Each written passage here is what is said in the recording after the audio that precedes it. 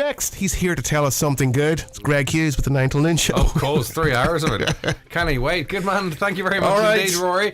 It is the 9 till noon show, 9 o'clock time for our first news update to the programme. It's Good Morning, Michaela Clark. Thanks, Greg. Good morning. NPHET is planning to discuss whether mandatory vaccination for COVID-19 should be introduced. Health officials are waiting for a report on the ethical and legal issues around such a move. Members of NPHET have expressed concern at how unvaccinated people are overrepresented in hospitals. Over 1,000 people with COVID are in hospital for the first time since last February. There are 1,004 patients being treated, an increase of 20 since yesterday. 82 people with the virus are in intensive care, down 1. HSE Chief Executive Paul Reid says the hospital numbers may not have peaked yet. It's a milestone we were hoping we didn't see happening, but it has happened. The health system overall is under significant stress across the board, and that goes from our primary care services, our community services, GPs in particular, and all the way through to our hospitals. So this is normally a very busy period anyway, post-Christmas and early January, but layer on top of that COVID, and layer on top of that the staffing impacts that we're having from staff being out with COVID. There's calls for Donegal County Council to put a time-frame plan in place for temporary and permanent housing to meet the demands on housing in Letterkenny arising from the mica crisis. Councillor Jerry McMonigal is to bring a motion before tomorrow's sitting of the Letterkenny Milford Municipal District to address what he says is the rising pressure on housing and the need to rehouse families until remedial works are conducted on their affected properties. He's urging the local authority to look outside its own resources and plans to try and find a solution both for the short and long term. I certainly don't believe that our permanent house building programme is going to meet the growing demands on the mica houses, in particular the ones in social housing and indeed the private housing stock. We just haven't got the houses available to move these families into. So I think it's time that the council got their finger out here, and it's time that we started looking at all the options that are open to us. Been a 29% increase in the number of tests conducted by Gardaí in Donegal for drink and drug driving. According to the Medical Bureau of Road Safety's annual report for 2020, 337 blood and urine specimens were taken by Gardaí in the county, the third highest figure in the country, compared to 262 samples processed the previous year. Across the country, there's been a 23% increase in specimens received by the Bureau for intoxicant analysis, with a 39% increase in samples forwarded for drug testing. Professor Dennis Cusack, Director of the Medical Bureau of Road Safety, says despite the COVID-19 pandemic, the work of the Bureau increased substantially in 2020 and continued to operate at the same higher level into 2021. And for weather now, a rather cloudy and damp morning with patchy outbreaks of light rain or drizzle. It will feel mild though, with highest temperatures of 9 to 12 degrees. That's all from Highland Radio News for now. We'll be back with news again at 10 o'clock. Until then, good morning.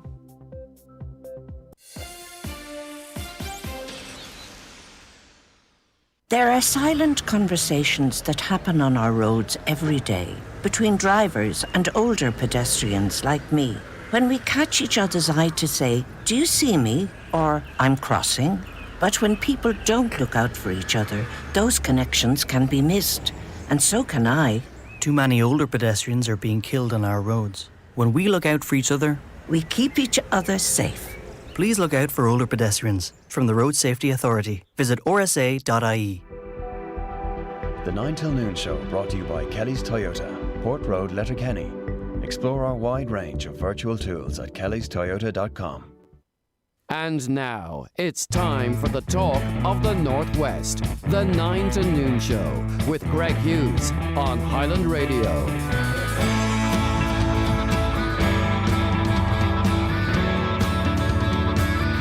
Hello, good morning. 4 minutes past 9 on this Monday, the 10th of January. You're very welcome along to another edition of the 9 till noon show.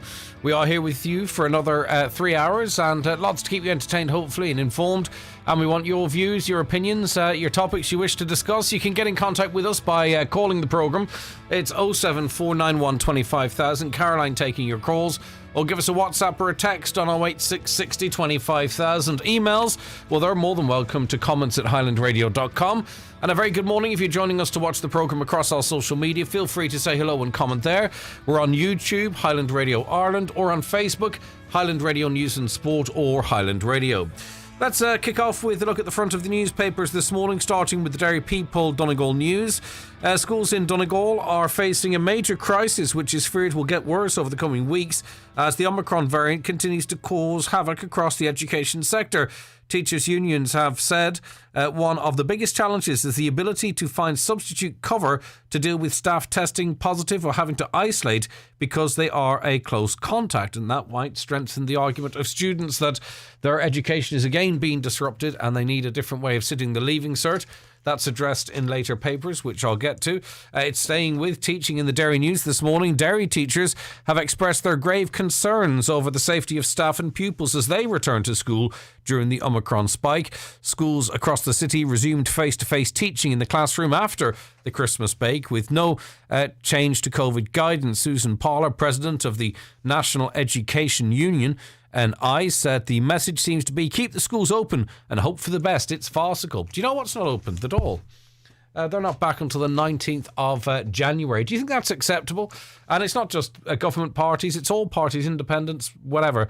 They are staying off work as it relates to turning up at the Dáil. They'll argue, of course, that they work very hard in their constituencies and their offices are always open and all that kind of stuff. But whilst we're having this debate about, particularly, I think, cold children, you know, children are freezing in schools, many schools, or in certain classrooms, they're absolutely Baltic. And even if the windows, it's not so bad today, of course, but even if the windows are open, even if the children are fully clothed, you know, extra clothing and all that malarkey, if they're allowed, once you're sitting in the one position, you might even be having lunch in that space, you will not be long getting cold no matter what you're wearing. So whilst that's happening, whilst NIAC are, not NIAC, but NEFIT, for example, are considering something as severe, although they won't do it, but they're considering it, compulsory vaccination, which I think most people might be against. You know, the Dáil is not sitting. It's not sitting for another 9 days. Whilst, you know, over 1,000 people are in hospital with or of COVID, the Dáil's not sitting there to make any, to have a debate on that, to discuss what we should be doing. You know, are they assessing, should they not be meeting even maybe to assess that, well, has closing pubs and restaurants and huge swathes of that economy, has that really had a positive or negative impact on case numbers? Should we maybe look at that? They can't discuss that because, of course, you know, they're not sitting in the Dáil, and they won't be until at least the 19th of January. Is that acceptable to you? Maybe you feel that they've worked very hard throughout 2021 and do need that break. 086 60 25,000 is the text line, 086 60 25,000, or give us a call on 07491 25,000 for your views on that. Principals want to return, this is the Independent now. Principals want a rerun of a 2021 style Leaving Cert as high levels of COVID-related teacher and student absences are have dealt another blow to exam candidates. In a significant development, the National Association of Principals and Deputy Principals is seeking a hybrid approach, giving students a choice of exams and accredited grades or both. And this is a decision to relieve any additional stress and anxiety, particularly on students, that needs to be made very, very quickly. Norma Foley might say, well, look, we'll wait and see. We don't know what the situation will be in this, that and thon. But at this stage, we've spoken to them here, and I'm sure we'll be speaking to more of them. Students are very, they're already quite worried about the situation, and they require some certainty, and it can be given to them. The NAPD call adds to mounting pressure on Education Minister Norma Foley to rethink Leaving Cert 2022 following unprecedented COVID transmission. Back to that NEFIT story in the Irish Times. They're considering mandatory vaccination. I don't think this is an indication that it will happen. As I say, I think generally speaking, most people believe that this is not the right, this would certainly not be the right approach, but they have to consider it to come up with a conclusion one way or other, it seems. And the state's public health team is set to consider mandatory vaccination, with a new paper being prepared by the Department of Health on the legal and ethical aspects of such a move. It's also emerged that some members of the National Public Health Emergency Team, NEFIT, did not agree with proposals for earlier closing times in hospitality introduced last month. Ministers are now understood to be increasingly sceptical of the measures favouring the removal of the 8 p.m. limit on trading hours, as well as the rule of allowing only 6 people to a table. But the Dáil, should it not, maybe it shouldn't be sitting to discuss these issues, to say, look, what is the situation? Is this working? Is it helping? Should we change this? But they're not. In a letter to government last week, the Chief Medical Officer Tony Holohan said Ireland had not yet reached the peak of the Omicron wave. NPHET recommended that all current measures, such as the earlier closing time for pubs and restaurants and indoor events, remain in place until the end of January. On to the Mail now, and Archbishop of Tuam, Francis Duffy, has said more changes will be necessary from the church in order to meet people's spiritual needs due to declining numbers in the priesthood. The cleric made the remarks in his first homily after yesterday being installed as the new Archbishop of Tuam. He succeeded Archbishop Michael Neary, who had held the position since 1995. Speaking during the Feast of the Baptism of the Lord Mass in the Cathedral of the Assumption in Tuam, Archbishop Duffy said the number of people joining the priesthood had plummeted in recent decades. We have heard all the facts and figures. We just have to look around and see parishes where there were 2 or 3 priests. There's now 1, and increasingly there are none, with parishes sharing a priest, he said. This is not because of any diminishing of what people think of priests and their work. If anything, the value put on priests' pastoral work and liturgies and the appreciation of their presence is higher than ever, yet the decline continues. But what could you do in that regard, I wonder? What changes could you make to ensure there are enough priests to keep masses going? 086 60 25,000, not masses going. I know they do much more, but I think you understand what I'm saying. The latest opinion poll has seen Sinn Féin's support rise once again to 33% as their popularity over Fianna Fáil and Fine Gael increases. The Sunday Independent Ireland Thinks poll saw Marilyn McDonnell's party rise by 2 points. Fine Gael is down 2 points to 23%. Fianna Fáil rose by 2 points to 19%. The Green Party fell by 1 point to 3%, which effectively would leak that the Greens are within the margin of error in terms of having 0. But I'm sure they could also argue they could be within the margin of error of having 6%, but who's to say? Elsewhere, it would not be appropriate for Leo Varadkar to become Taoiseach while he's still the subject of a criminal investigation. Roisin Shortall, she's the co-leader of the Social Democrats, made the claims in RTÉ's This Week programme. Mr Varadkar is due to take over as Taoiseach from Micheál Martin at the end of this year, but the Fine Gael leader is the subject of a criminal investigation over the alleged leaking of documents. When asked if she would be worried about Mr Varadkar becoming leader, Ms Shortall said, "I would have concerns about that, and I don't think it would be appropriate if a person was still under investigation."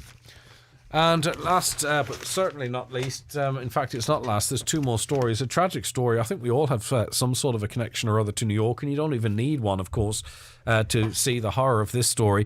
At least 19 people, including 9 children, have died in a fire in an apartment building in New York City. More than 60 people were injured and 13 were still in critical condition in hospital last night. Mayor Eric Adams called the fire's toll horrific. He added, "This is going to be one of the worst fires that we've witnessed during modern times." It seems that this fire was connected to an electrical heater that broke out on the 2nd or 3rd floor, and very quickly, of course, the fire took hold, but the smoke rose.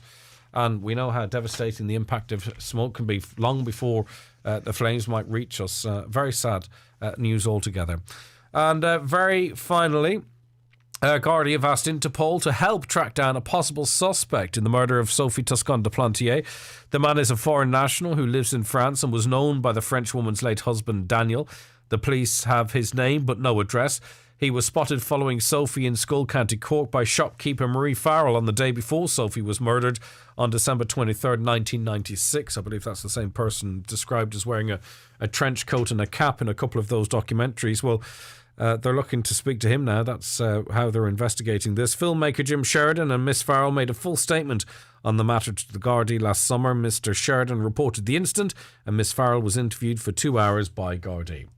OK, that is a look at the newspapers, welcoming Kelly's Toyota on board for supporting the programme this week. We appreciate it greatly. Here's a message for them, a quick break, and we'll be back afterwards. The 9 till Noon Show, brought to you by Kelly's Toyota. Test drive Toyota's incredible self-charging hybrid range at our showroom, Port Road, Letterkenny. Inish Fitness Dunlow are offering half-price programs on Saturdays this month. That's a 1-hour consultation and a 4-week plan for just €10 this month at Inish Fitness Dunlow.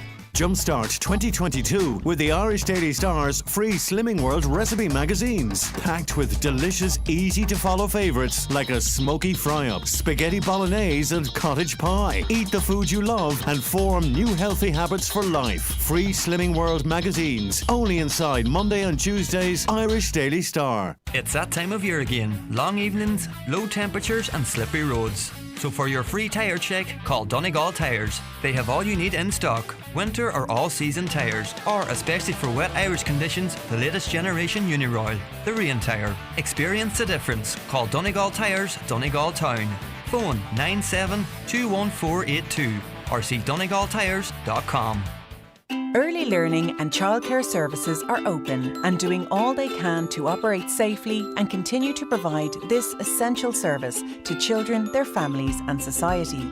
However, some temporary disruption to these services may be experienced in the coming weeks due to COVID-19. You can help keep everyone safe and well by keeping your child at home if they have any symptoms of COVID-19 or any other illness, or are advised to restrict movements. Brought to you by the Government of Ireland. It's the Right Price Tiles and Wood Flooring half-price sale. Get up to 50% off everything in store. All kitchen and bathroom tiles, all wood flooring, all bathware, all cladding. Everything's reduced. It's our biggest ever sale. The Right Price Tiles and Wood Flooring half-price January sale. Stores nationwide. Sale now on. Pick a room in your home. One that's maybe been overlooked, that you've put on the long finger and now needs a bit of attention. Think what a difference a new floor covering, a change of furniture or some stylish accessories would make. At Grow Furnishings in Letterkenny, you'll find a huge showroom filled with dining room, living room and bedroom furniture. Also floor coverings, home accessories and so much more. Be inspired at Grow Furnishings, Kiltoy Road, Letterkenny. Highland Radio Time Checks, brought to you by Letterkenny Shopping Centre, the centre of shopping in Donegal. Free parking and shopping all under one roof. Letterkenny Shopping Centre, bringing you the time at...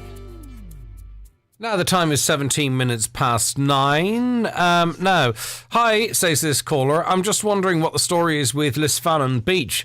There's been multiple efforts by the council to address the erosion issue just from time to time. And again, their efforts have been swept away. There needs to be an engineering effort put in place because at this stage, there's thousands and thousands of taxpayers' money being swept down the Swilly in temporary measures. Surely a good investment in a long-term fix is more sensible than squandering thousands on temporary jobs. On temporary jobs. If you've an opinion on that, erosion at Lisfannon and our efforts to try and sort it out, get in touch.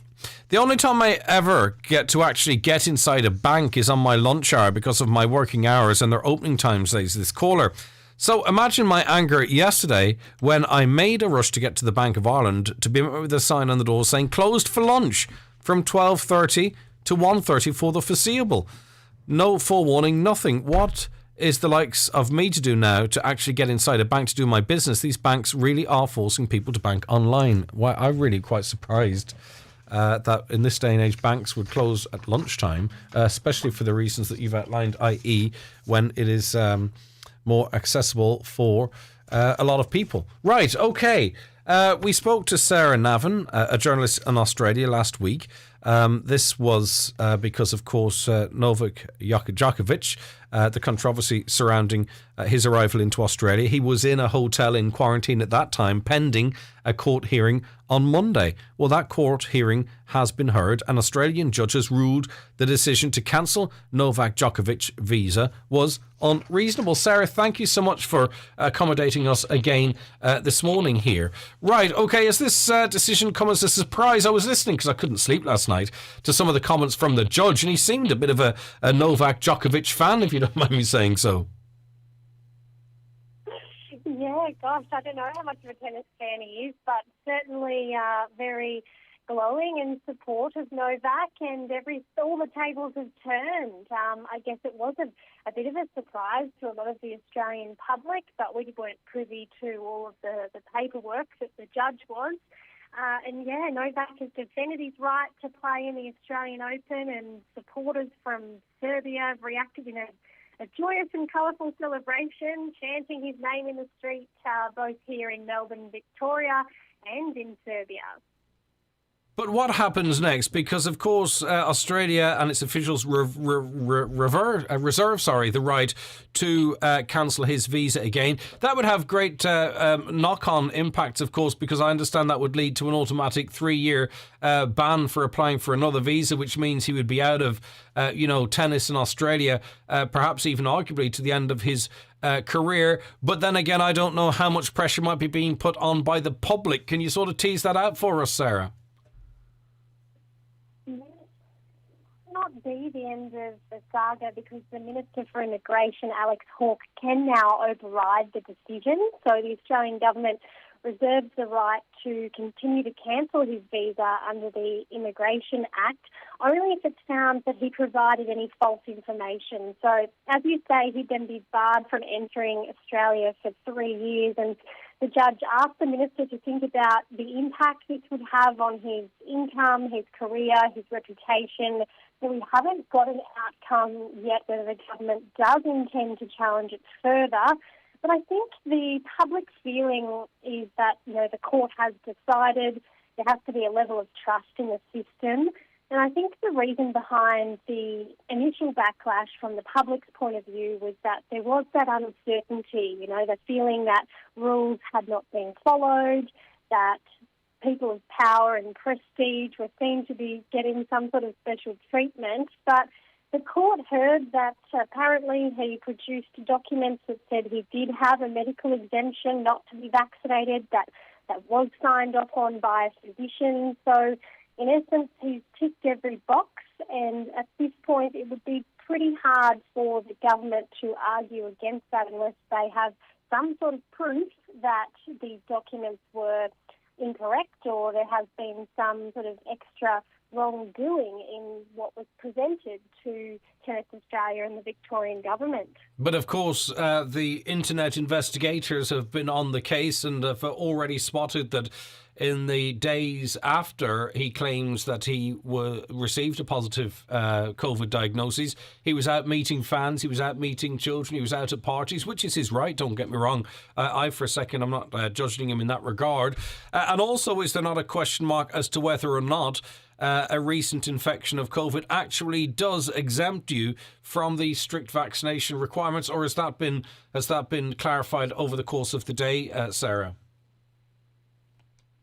Yeah, I haven't heard whether or not that was part of Tennis Australia's rules or not, but yes, he claims that in mid-December he was positive to COVID. Lots of pictures emerging online of him mingling with crowds and children and at award ceremonies and things around that time that he did test positive. One could argue that's just negligence, that he was positive and was continuing his community efforts, if you like, as a tennis star, when he should have possibly been isolating and being responsible. But whether or not there's proof in a test that he had taken that had to be registered in his home country or something, the Australian government did apply for an extra couple of days with this court hearing, but that was rejected. So we're not entirely sure what they were working on in terms of trying to strengthen their case. Okay. Listen, Sarah, thank you very much for your time. I greatly appreciate it. That is Sarah Navin, who is a journalist in Australia, focusing on that story, which has dominated news headlines right across the world, even when some other really significant stories have not quite made the headlines in the same fashion, but it's because there's a level of interest and celebrity to it, and that's just the way it is. This caller says the story of Djokovic is an issue that affects a lot of people. There are people who cannot get vaccinated for various reasons and need to know what to do in similar scenarios. Where do they go? Who's the voice of these people? Well, people who can't get vaccinated are, they're that's fine. They're accounted for, and they can get on with things. In this country, if you're talking about the way other people do, if you can't get vaccinated, there are exemptions there for people like that. Djokovic, though, of course, he's not just someone who can't get one for a certain reason. He's strongly opposed to seemingly vaccination, at least as it relates to himself, which again is his right. Okay. 086 60 25,000, that is the text line, 086 60 25,000, or call 07491 25,000. Now, you may have heard in the news, and we want to tease it out further with Councillor Jerry McMonigal, calls upon Donegal County Council to draw up a comprehensive time frame plan to tackle the housing demands in Letterkenny as a result of the mica crisis. I mean, there's a housing crisis, is there not already, Councillor, in Letterkenny, without the extra pressures, people seeking accommodation, hopefully while their houses are repaired, that would add to it? Very much so, Greg. We've had a housing crisis for a number of years now because of the lack of social housing and indeed in the private sector since the crash being built, and that's been compounded now with mica, and that's why I'm bringing forward the motion, because I think Donegal County Council is sleepwalking into this crisis. I don't believe we're doing enough. We've had long enough now to study this and see what the needs are, and we see ourselves from our own investigations that upwards of 1,000 social houses could be affected by mica, and yet that on top of, as you say, the current pressures on housing.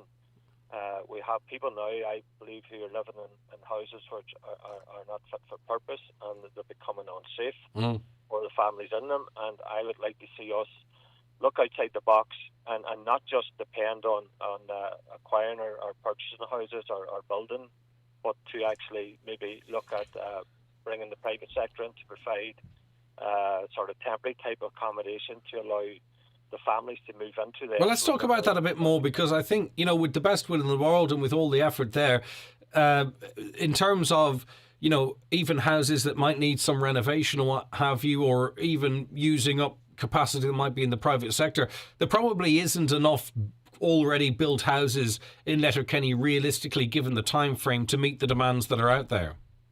Yeah, and not just in Letterkenny, Greg. It's probably right across the county. There isn't enough houses to meet the demand at the minute, and certainly to meet the demand that Micah is putting on us. We have, and I talk about Letterkenny because I was bringing the motion into Letterkenny Municipal District tomorrow. We have a number of sites in Letterkenny which are open.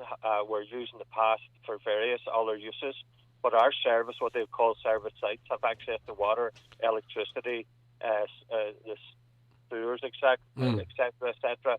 And I think that we should need to be looking at this and see how within the current planning regulations that maybe we could build or bring in, and we see them being advertised by those in the private sector who can build temporary type dwellings. Right, this is very close then, is it, to the proposals made by Independent Councillor Michael McBride then? We're talking about, temporary houses built, being put on serviced sites that already exist.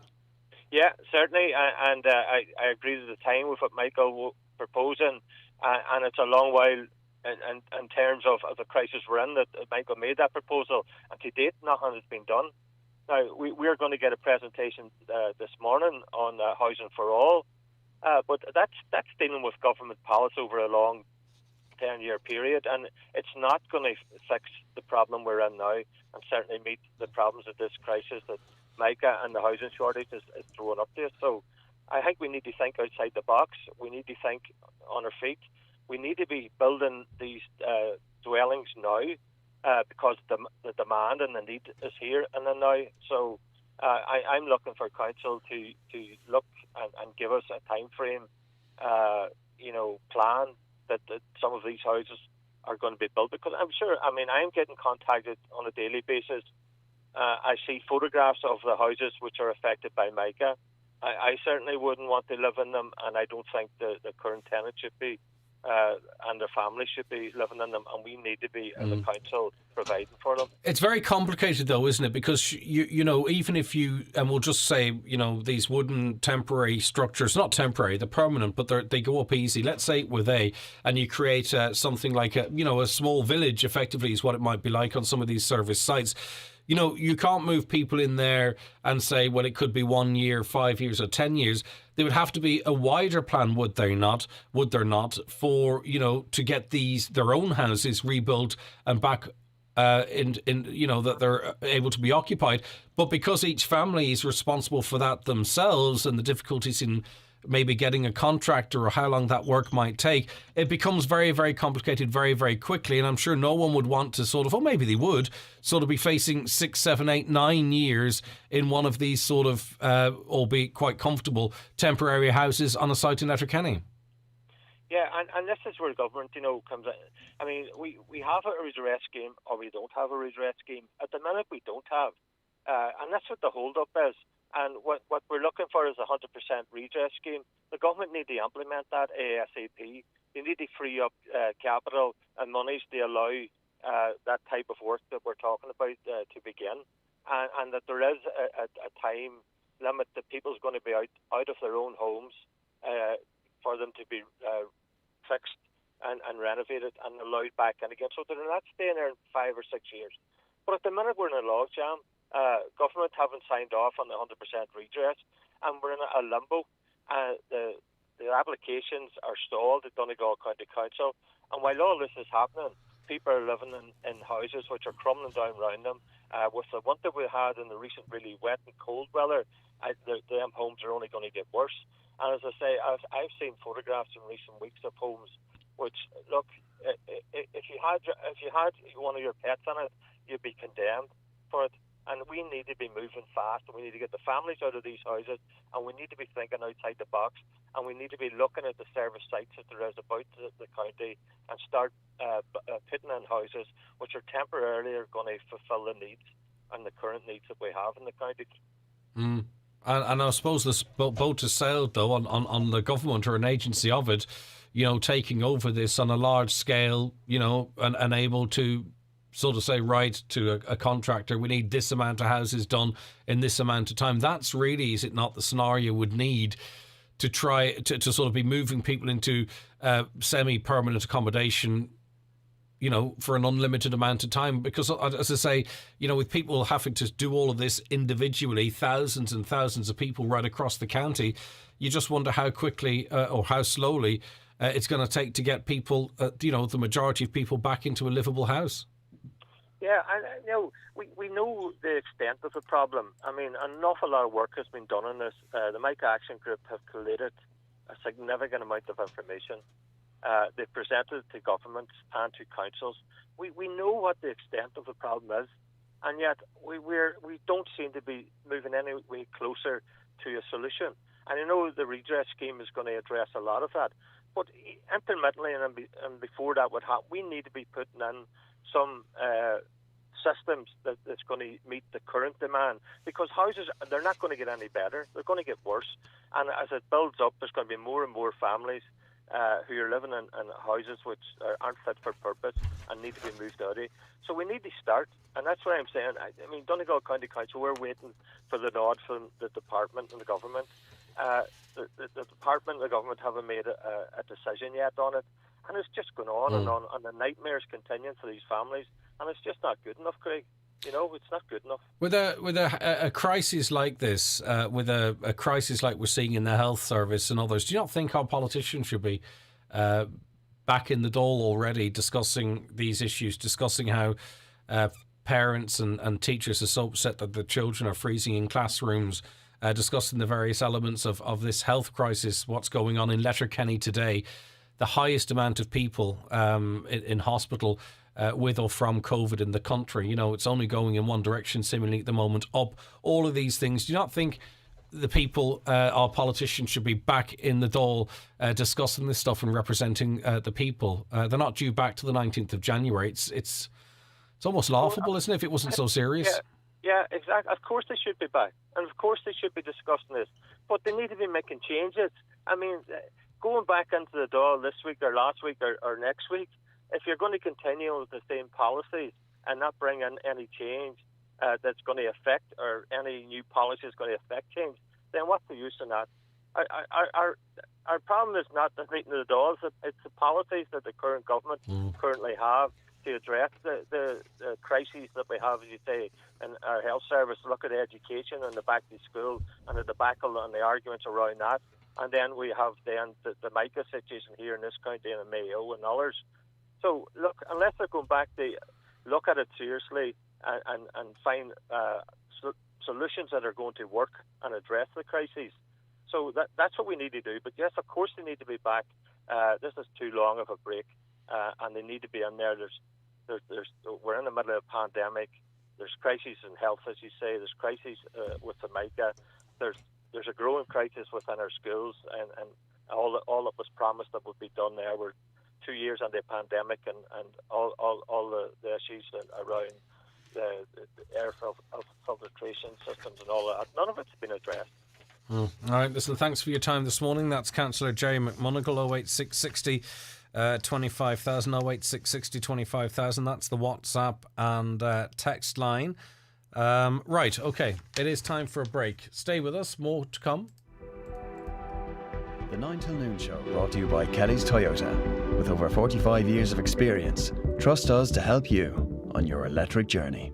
Getting fit just got easier with Inish Fitness Dunlow. Subscription payments are now available to help spread the cost of your membership. Call in to Inish Fitness Dunlow for more details. Jumpstart 2022 with the Irish Daily Star's free Slimming World recipe magazines, packed with delicious, easy-to-follow favourites like a smoky fry-up, spaghetti bolognese and cottage pie. Eat the food you love and form new healthy habits for life. Free Slimming World magazines, only inside Monday and Tuesdays Irish Daily Star. From the smallest shrub to the largest tree in an awkward place, Donnelly Tree Services provide a complete range of tree surgery services. Whether you need to remove a dangerous tree or some nuisance branches, Donnelly Tree Services have the experience and expertise to carry out tree surgery to the highest of professional standards. Call 083 005 9939.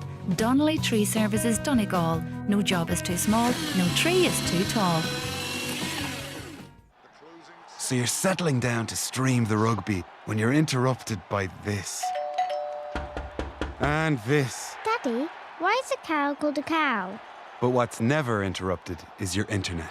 Because with new Vodafone Always Connected technology, you get automatic network switching from broadband to mobile, keeping you always connected. Come on, lads! Sorry. New Vodafone Always Connected technology.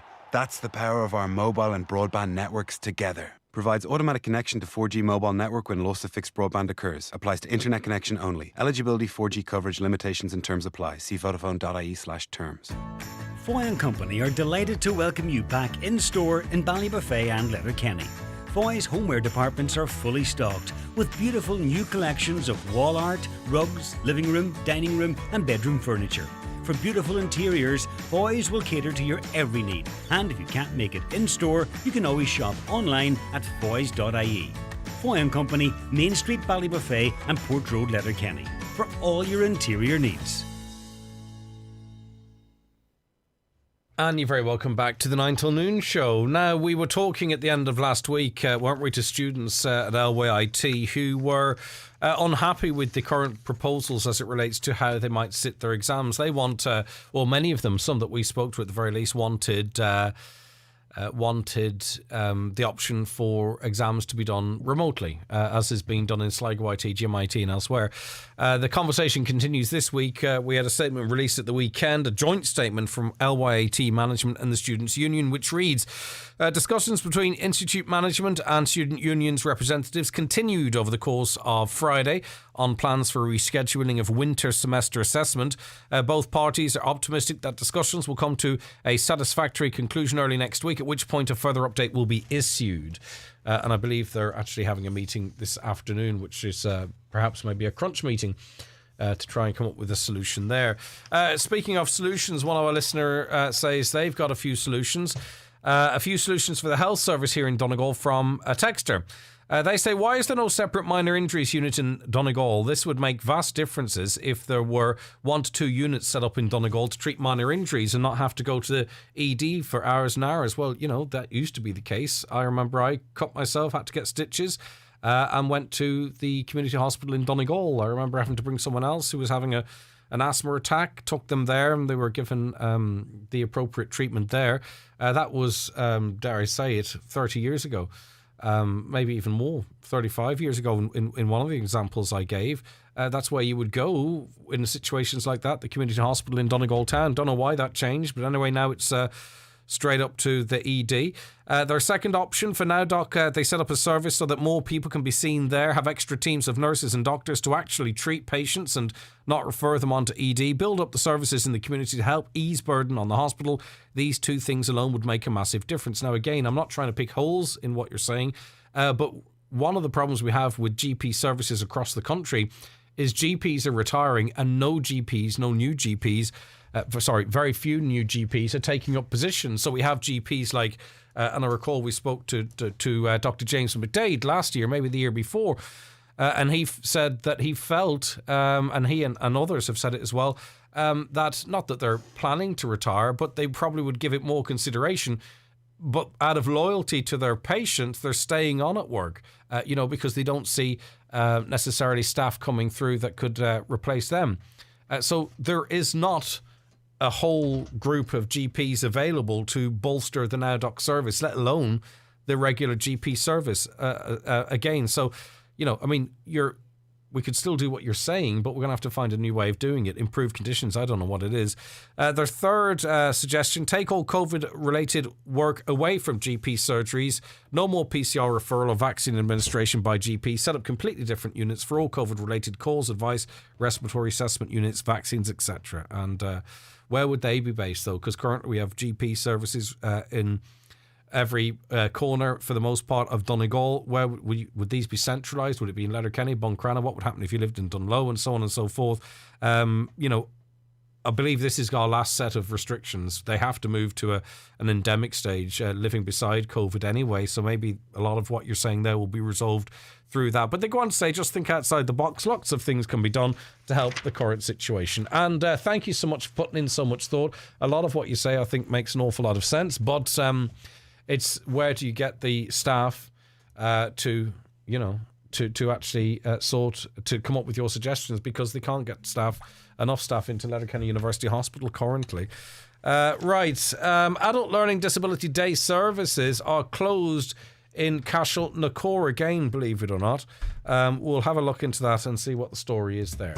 Right, okay, our next guest joins us on the programme after this short break. The 9 till noon show brought to you by Kelly's Toyota, Port Road, Letterkenny, with offers on a wide range of passenger and commercial vehicles.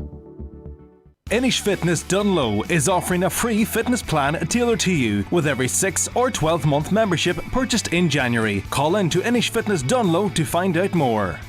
Brian McCormick Sports and Leisure Main Street, Letterkenny. The big winter sale is now on with great reductions throughout the store. Selected kids clothing reduced to clear. Also Adidas tracksuits for all ages on bmcsports.ie. Men's and women's sports clothing with discounts of up to 40% off. Check out the Brian McCormick's winter sale in store or click on bmcsports.ie. It's final clearance time at McElhenney's biggest ever winter sale. Grab your bargain of the year with up to 70% off in our women's, men's, kids, jewellery, home and footwear departments. Plus enjoy great sterling exchange for £1 buys you €1.20. So go get what's yours at McElhenney's Ballybuffet or McElhenney's.com with fast delivery and click and collect. 2022. New year, new me. No more chocolate or red wine or social media before bed. Yeah, right. I don't know about you, but I'm always full of great intentions that last about, 5 minutes. So this year, why not start with resolutions you can keep? Like getting that home alarm you've been thinking about for years. This January, get a PhoneWatch home alarm installed for just €99. Visit phonewatch.ie today. Offer ends January 31st. Monitoring fees apply. Do you currently have vacancies that need urgently filled? Have you tried various ways to find new staff but didn't succeed? Let Highland Radio help you source and fill your current vacancies in the most cost-effective way. Simply sign up to our new job spot and we will tell our listeners about your vacancies both on air and online. Every Monday, Wednesday and Friday during our primetime shows, we will broadcast the latest job opportunities across the Northwest and into counties Derry and Tyrone. All job listings will be available online at highlandradio.com. For more information, contact the advertising team on 07491 25322 or email advertising@highlandradio.com. Highland Radio, we're here for you. Now, plans to name and shame disqualified motorists by publishing lists of all drivers put off the road has been quietly shelved by the Road Safety Authority. However, the RSA said it is examining the possibility of publishing a list of disqualified commercial drivers, which could be assessed by employers as part of the government new road safety strategy. Now, the latter there, I'm not sure how many professional drivers, banned or not, are actually causing or are responsible for the amount of deaths on the road. I'm sure it's not as big a problem as the first part of that, people generally being banned.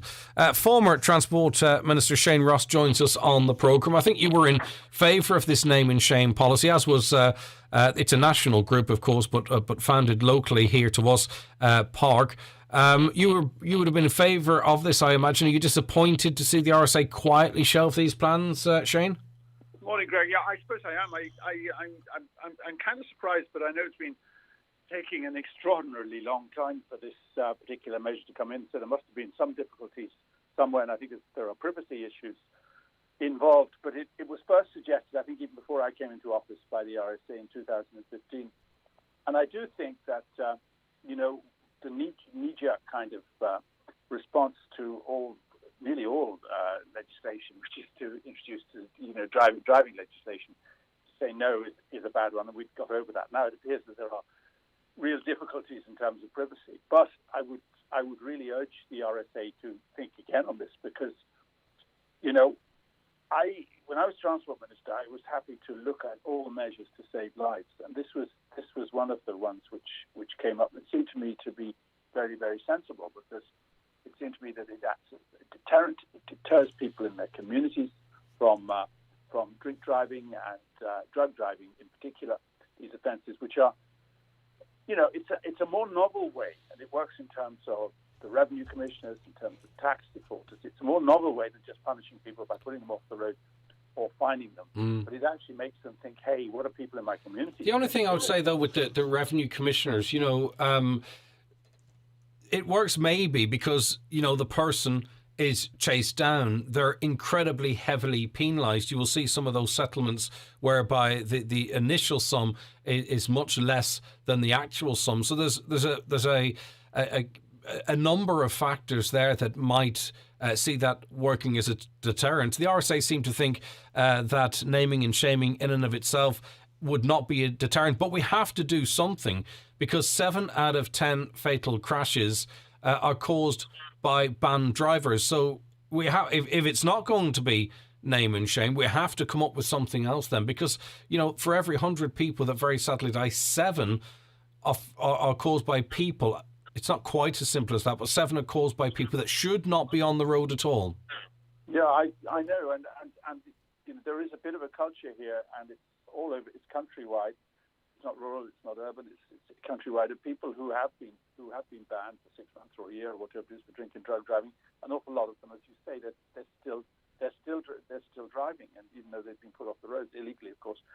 And if their names are published, at least the people, I think it would act as a deterrent, because the people in their communities will know then that these people who have been actually banned are now driving around. At the moment, nobody knows who's been banned from driving, who isn't. So the people who've decided to defy the sentence which has been imposed upon them know that the people around don't actually, unless it's been in the newspapers, it's open public, of course, the information, unless it's in the newspaper, they don't know. So they'll take a chance. If they know that their name has been published, they're much less likely. Yes, but if they were facing a much serious sentence for doing it, if someone murders someone, it's treated completely differently. You don't go into court and you go, oh, well, they were doing this or doing that, or they had to because of this, or they had to because of that. The punishments need to be looked at, surely, because that is the greatest deterrent of all, that if you are caught again doing it, or if you end up being responsible for someone's death, and especially when you are mandated not to be driving, well, a much, much tougher sentence surely would be the deterrent that we're looking for here. Well, I think tough sentence is probably a good idea, but I also think, detection is probably more a deterrent than anything else. If they think they're going to be caught, people don't do it. If they think they're not going to be caught, they take the risk of getting a fairly heavy sentence. And I think the The real problem is obviously detection, and that's a Garda matter, and obviously they're on demand as well. But the balance between the two is very, very important. Punishments, yes, we did actually change things on the drink driving, which I think provides a great deterrent. There was a lot of row about it, but drink driving legislation is very, very difficult because it's always challenged, and that's the problem the RSA have here. They've looked at this, and somebody has challenged it. If it's not the data protection people, it'll be someone else, or it'll be challenged in the courts. So that's why this is really disappointing. That this, which looked like a measure which took an extraordinarily long time, first moved in 2015, has now been shelved. It means that the RSA are going to have to come up with a substitute or an equally effective measure to deter people from driving with their band. Last week we were talking about the amount of people who are seemingly caught with mobile phones getting off with it. I think around about a third only end up being convicted if it goes to court. And we were speaking to a former head of traffic here, Inspector Michael Harrison, former inspector, and he said, and he said it before, he's on the record saying it, that all the legislation, road traffic legislation, needs to be looked at. It needs to be rewritten or whatever it might be to make it more enforceable. And we've had these conversations about people not handing in licenses if they've been disqualified, people just booking a driving test just so they can renew their provisional license and continue driving even if they never sit the test, speeding fines being evaded, on and on and on and on and it goes. As a former Minister for Transport, you're right across that legislation. Could you see an argument for, not ripping it up, but, something akin to that and starting from scratch and having something that's usable, that's workable in a more efficient way? Yeah, there was constantly, and when I was in office up to the year before last, there was constantly the question of consolidating the legislation. In other words, so that it all actually sits together and is consistent, and that the resources for that would be enormous. You'd have to pay a lot of civil servants to do it, and I think there's a very good case, obviously, for doing that. But don't underestimate, and this is where the real difficulty applies. If you're a reforming minister and you really want to take the bull by the horns on road safety, the political resistance, including in the cabinet, mind you, to any reform measures of this sort or road safety measures is very, very strong. What is the motivation for that in this particular area for law? Who is lobbying? Who's trying to pull the strings? What's the arguments being made? The political resistance is what I found, and I was very involved in changing the drink driving laws. The resistance to that, remember, lasted nearly 2 or 3 years. There was various people in the Dáil, you know who they are, who resisted it, who filibustered, who did anything to try and stop reforming legislation going through, both on speed and on drink driving.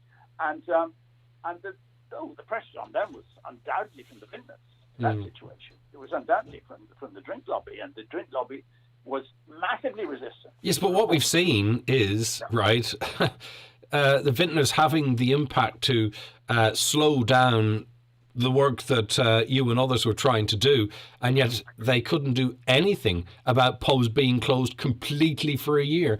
So in other words, if the political will is there, it doesn't really matter what the lobby groups do or don't, because that's been proven. That's absolutely true. The political will is there. You can do it, and you can stand up to these people. It is difficult for them. Remember, the political lobby groups have had an effect on the COVID regulations and how they've changed backwards and forwards. But on the issue of drink and driving, and where they were much stronger, they had a very, very strong hold on a large number of backbenchers, some of whom were related, and some of whom were vintners, were bar owners themselves. So it is a very, very strong lobby, and that goes cross-party. I found when I was doing the drink driving or the drug driving, safety measures or speeding, which met massive resistance, I went to the cabinet one day and with speeding legislation ready to go, and there was a kind of a revolution in the Fine Gael ranks that morning, and we had to change it around and delay it, etc. because of that, and that indicates to me the strength of the lobby group, which is always there. Now the result of that, of course, is great. That lives it costs lives. It's one of those unbelievable conflicts where commerce cost lives. Commercial lobbying actually costs lives, and that was unfortunately and very sadly happening. Finally, you talked about when you were in government. Of course, Leo Varadkar is scheduled to take over as Taoiseach later this year. Roisin Shortall commenting at the weekend that whilst he is the subject of an investigation, that should not happen. Do you have a view on that, whether or not he should resume his position of Taoiseach while this investigation, or if this investigation was still ongoing at that time? Well, he's tarnished when he's in that investigation. He's done absolutely nothing wrong as of now. And I would guess, that's next December. I would guess that investigation would be over. I'm very surprised it's not over by now. And obviously there's no special treatment going to anybody. No, I don't really have a view. I think, though, that you cannot possibly, at this stage, say that someone, who is not guilty of anything should resign their position. I think that would be absolutely wrong. Well, maybe those maybe that were caught, for example, up in Gulfgate could have argued the same. The court case is only ongoing now, and quite a number of people lost elements of their jobs, or their positions within parties, or their actual portfolios as a result. Yeah, some of them admitted immediately to what had happened. And I think they did admit to what's happened, and they resigned. I think the problem, in Gulf case is not that people resign, but the inconsistency of some people having to resign and other people not, and there being absolutely no rhyme nor reason as to why, a commissioner or Supreme Court judge is still in position, but a minister has had to resign. Mm-hmm. And that's, I think that's the difficulty there. The people who resigned have said, have come out with their hands up and done so. And in the Taoiseach's case, he's of course saying he didn't do anything wrong. So okay. I think it's somewhat different. And nothing's been proved otherwise. Thank you very much indeed, former Minister Shane Ross. Greg, can you have a discussion on how and why houses in Inishowen were bought by the council yet were known to have mica? We've covered that story in the past, and if there's any further developments, of course, we'll cover it going forward, like we do all stories. Read the leaving, sir. My daughter is completely stressed out. It's ridiculous not protecting their mental health. Predicted grades will have to be an option. They were off last year for weeks, and now no teachers in freezing conditions in schools. Subs are no good. They don't teach. They just supervise. Now their subs they're just not familiar with the class and all. I'm sure the subs are fine. They're just not able to do what the teachers are doing. The courses have not been covered, and what is going to happen? Leaving Cert students are vulnerable and not being protected by our government. Norma Foley has to keep saying last year. The same old story. Leaving Cert is going ahead. What will it take for them to wake up to put our vulnerable children out of their misery of not knowing? Are you hearing any reports back from your young ones? What's it like in school at the moment, particularly with the cold causing issues? Let us know.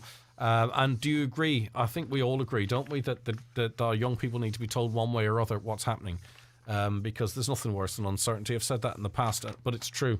And they have it in their gift to relieve that uncertainty. OK, we'll be back with more after the news and obituary notices. Stay where you are. The 9 till Noon Show brought to you by Kelly's Toyota, Port Road, Letterkenny.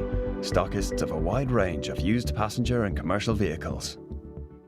Ncbi Fitness Donnelly are inviting you to bring a friend for free to a class with the purchase of a bundle of 8 classes this month. Terms and conditions apply. The Holland & Barrett 1 cent sale is back, with buy one get one for just 1 cent on vitamin C, Manuka honey, natural skincare and much more. And you can even mix and match. Shop in-store or at hollandandbarrett.ie. Ends 8th of February 2022. Selected items, cheapest item 1 cent, subject to availability. As life starts to get back to a new normal, it's time that we look after what is precious to us. Are you struggling with your hearing? Your hearing is an essential part of everyday living. Hearing is our social sense and connects you to friends and family. At Connect Hearing, we're here for you, with our clinics at Courtyard Shopping Centre, Letterkenny, and Joyce's Chiropody Clinic in Dunlow. Our centres are open Monday to Friday, where you can avail of our hearing tests, wax removal and repair services. Connect Hearing, connecting you to life. Discover the Dunstores app and put better value at your fingertips. Tap to browse all our latest grocery offers. See all your 10 off 50 grocery vouchers stored in one place, and scan your Value Club card to earn points. All within the app, saving you time and money. Plus, download the app today and you'll receive a one-time 10 off 30 welcome voucher. Dunstores, always better value. Terms and conditions apply. Welcome voucher can be used on next grocery shop of €30 or more. With the onset of different variants of coronavirus, it is vital that your business, office or school has the most up-to-date air purification device. McDade's Bathroom Plumbing Tiles introduce the Daikin Air Purifier. It eliminates 99.9% of coronaviruses in under 3 minutes. Ideal for residential settings, offices, classrooms and waiting rooms. Priced at €495, it's a great investment. For more details, contact McDade's Bathroom Plumbing Tiles Buncrana. We're only a phone call or email away. Are you troubled with painful varicose veins? Restore your confidence with vein treatment at Kingsbridge Private Hospital, Letterkenny. Our vascular consultants offer assessment, advice and options on the latest treatments available. So why wait? Say goodbye to varicose veins and hello to healthy legs. With appointments available, why not book your consultation today? Visit kingsbridgeprivatehospital.ie to find out more. Because life matters.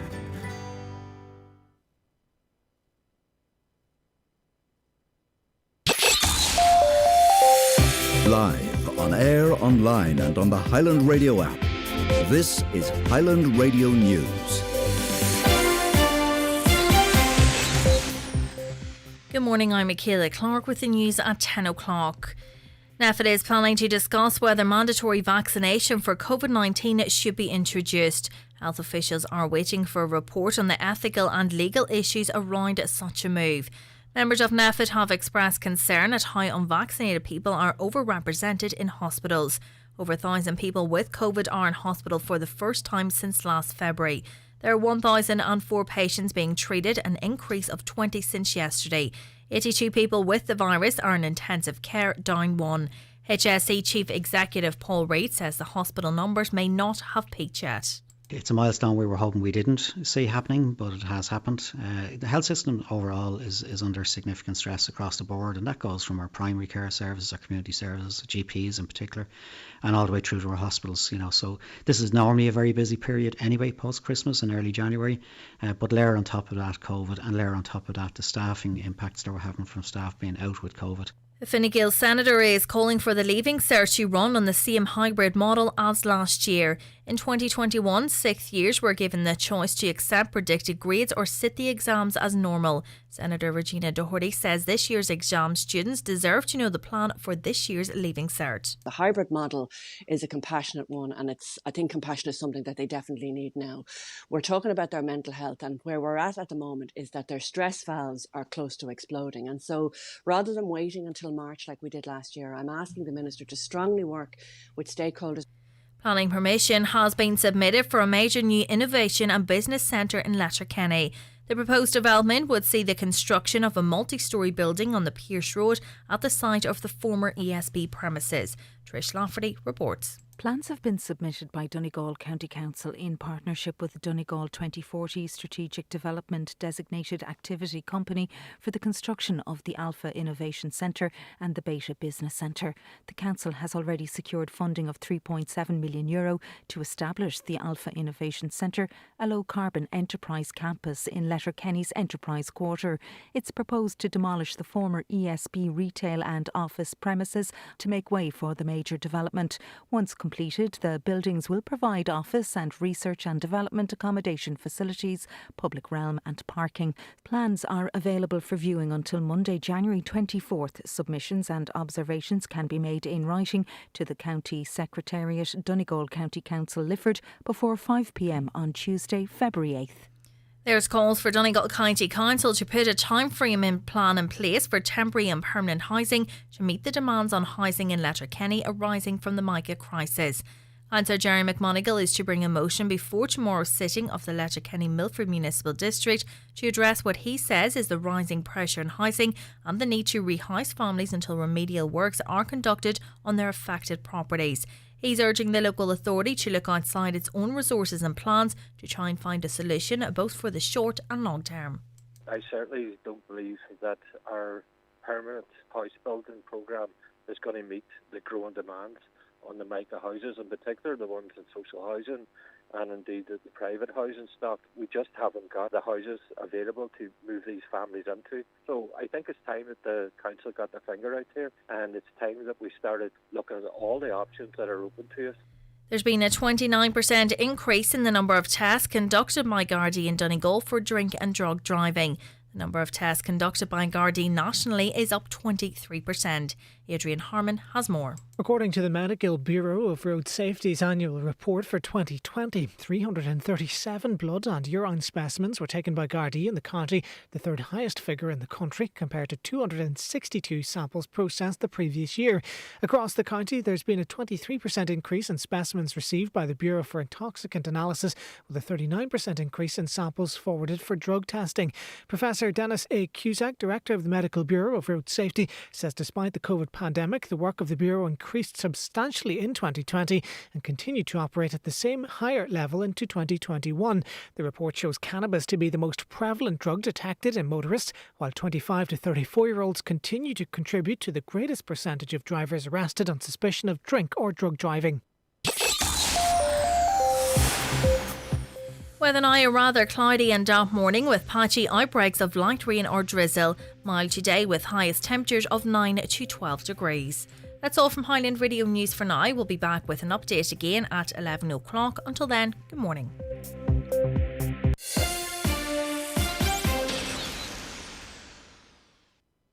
The obituary note this Monday morning, January the 10th. The death has occurred of Patrick Lynch, Maharabeg Burnfoot, reposing at his late residence this evening from 4 o'clock. Removal on Wednesday morning at 10:20 to St Mary's Church Fawn for Requiem Mass at 11 o'clock, followed by interment in the adjoining cemetery. Patrick's Requiem Mass can be viewed on church services. Family time please from 11 p.m. until 11 a.m. Family flowers only please. Donations in lieu of desired to care of the aged, care of any family member or Murphy Funeral Directors. The death has taken place of John Dunn, 8 Ashley Close and formerly of High Road, Letterkenny. John's remains are reposing at his late residence. Funeral from there tomorrow morning for Requiem Mass at 11 o'clock in St Julian's Cathedral, Letterkenny, followed by burial in Cornwall Cemetery. Funeral Mass can be viewed on the church webcam. Wake private to family, neighbours and friends. Family flowers only. Donations in lieu of desire to Hillcrest Nursing Home Comfort Fund, care of any family member. The death has occurred of Patricia Ward, Glenview, Ardra. Her remains are reposing at her late residence. Removal from there tomorrow morning at 10:30, going to the Church of the Holy Family, Ardra, for funeral mass at 11 o'clock.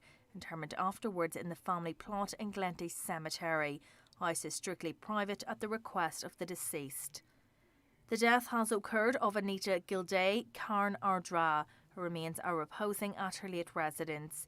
Funeral from there this morning at 11:30, going to the Church of the Holy Family, Ardra, for funeral mass at 12 noon. The death has occurred of Peter Watson, 8 Figure Heights, Fawn. His remains will be reposing at Murphy's Funeral Home today from 3 until 6 o'clock. Removal tomorrow morning at 10:15 to St Mary's Church, Cockhill, for Requiem Mass at 11 o'clock, followed by interment in the adjoining cemetery. Peter's Requiem Mass can be viewed on church services. Family flowers only please. Donations in lieu of desire to Buncrana Community Hospital, care of any family member or Murphy Funeral Directors. The death has taken place of Paddy McNamee, 8 Collins Walk, Strabane. Funeral leaving his home tomorrow morning at 9:25 for Requiem Mass in St Mary's Church, Melmount at 10 o'clock. Interment afterwards in the adjoining cemetery. Donations in lieu of flowers please to Chest, Heart and Stroke, care of Quigley Funeral Directors. The house is private to family and friends only please. The Requiem Mass can be viewed live via the parish webcam. The death has occurred of Margaret Wynne, Church Road, Killybegs, County Donegal. Funeral Mass this morning at 11 o'clock in St Mary of the Visitation Church, Killybegs. Burial afterwards in the local cemetery. Mass will be streamed live on MCN Media. The death has taken place of Thomas Stewart, 34, Lisnafin Park, Strabane, and formerly of Lifford. Funeral leaving his home this morning at 11:20 for Requiem Mass in St Mary's Church, Melmount at 12 noon. Interment afterwards in the adjoining cemetery. Donations in lieu of flowers please to Chest, Heart and Stroke, care of Quigley Funeral Directors. The house is private to family and friends only please. The Requiem Mass can be viewed live via the parish webcam. The death has taken place of Bernadette McConway, Lemma Crossan at Quigley's Point. Bernadette's remains are reposing at her son John and daughter-in-law Catherine's home in Lemma Crossan. Funeral from there tomorrow morning at 10:15 for 11 o'clock Requiem Mass in St Columba's Church Drung, followed by burial in the adjoining graveyard. Funeral Mass can be viewed live on MCM Media. The death has taken place of Joshua Miller Sr., Arch Farm, Drumore, Letterkenny. Remains reposing at his home. Funeral service at his home this afternoon at 1:15. Funeral leaving there at 2 o'clock for burial in Gortley Cemetery. House private to family, close friends and neighbours welcome. Family flowers only, donations if desired to Alzheimer's Society, care of any family member or Patrick Sweeney Funeral Directors. And the death has occurred of Matthew Himes, 3 Ardross, Rosemount Lane, Letterkenny. Funeral this morning in St Junan's Cathedral at 11 o'clock with burial afterwards in Comwell Cemetery. Matthew's funeral mass can be viewed on church services. For more details, including any family health guidelines for wakes and funerals, please go to highlandradio.com.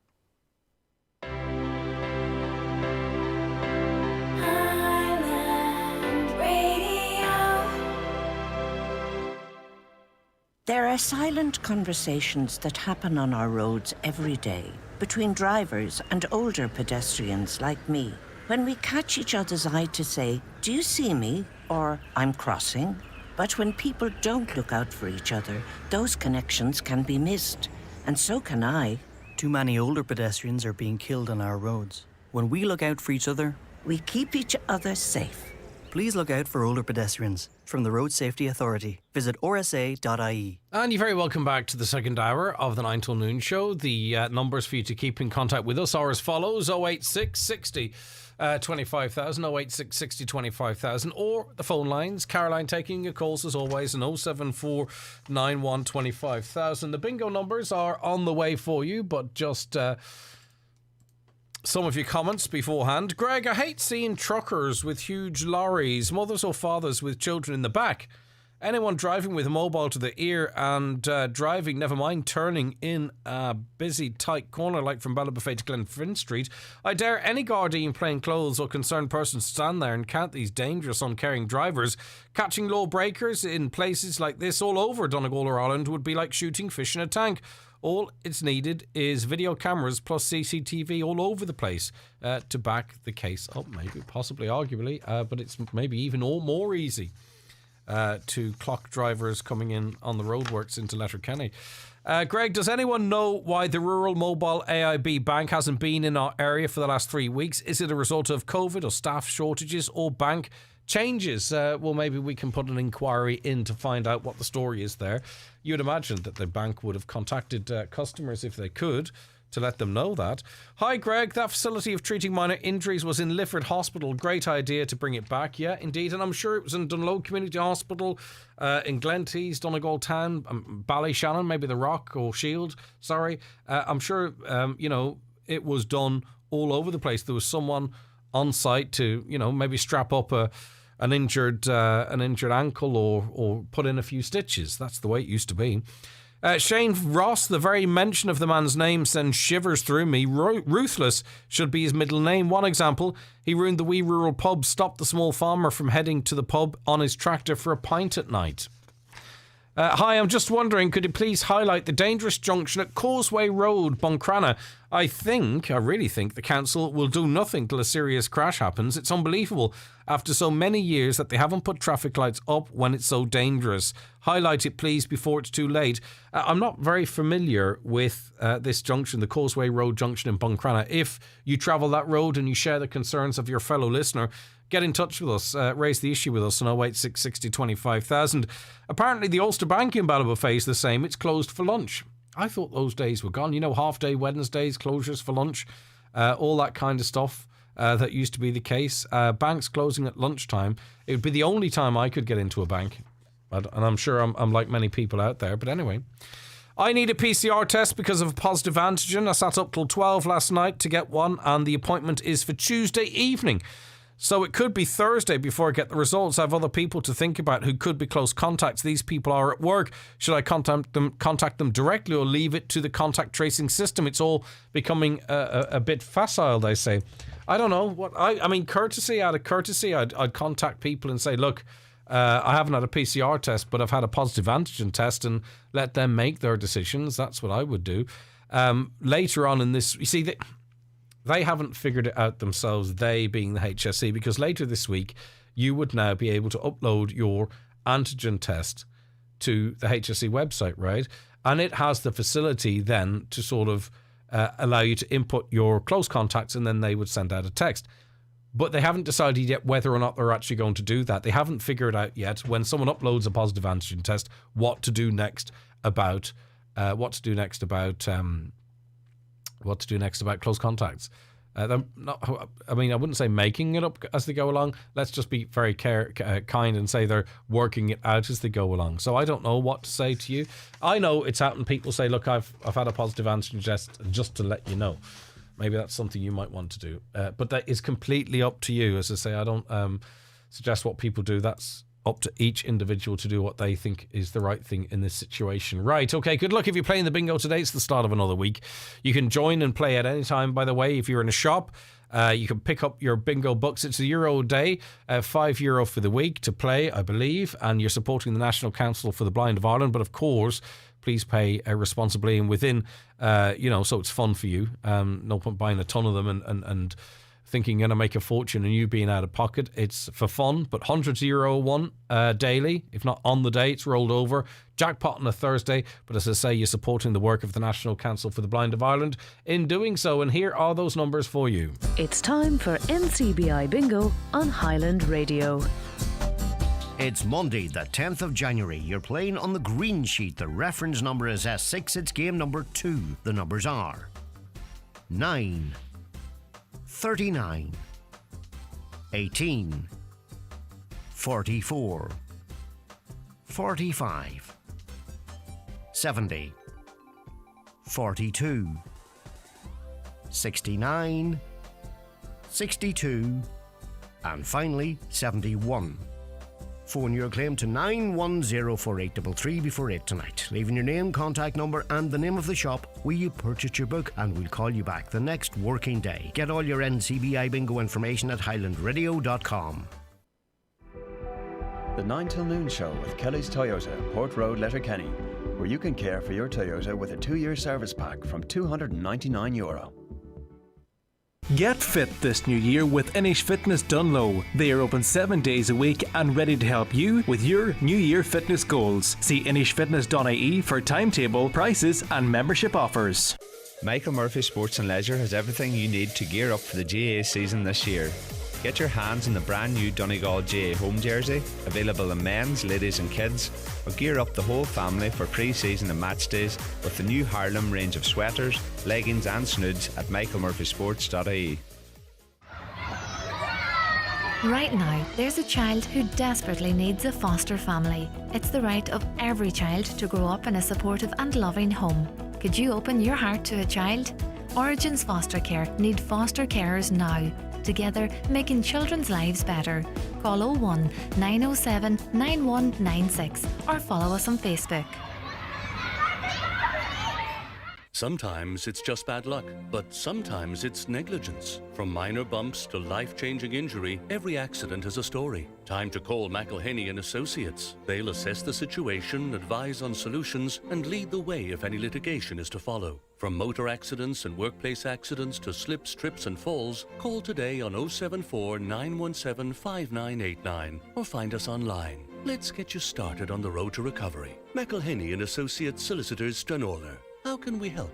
In contentious business, a solicitor may not calculate fees or other charges as a percentage or proportion of any award or settlement. Don't sleep in and miss the very latest beds and mattress offers from dfibeds.ie, Ireland's leading online bed and mattress retailer. You'll get a comfy Irish-made mattress, upholstered base and headboard from an amazing €229. Check out the full range at dfibeds.ie. Delivery free and guaranteed to you within 7 working days. DFI Beds. Sleep well, live well. Highland Radio Time Checks, brought to you by Letterkenny Shopping Centre, the centre of shopping in Donegal. Free parking and shopping all under one roof. Letterkenny Shopping Centre, bringing you the time at...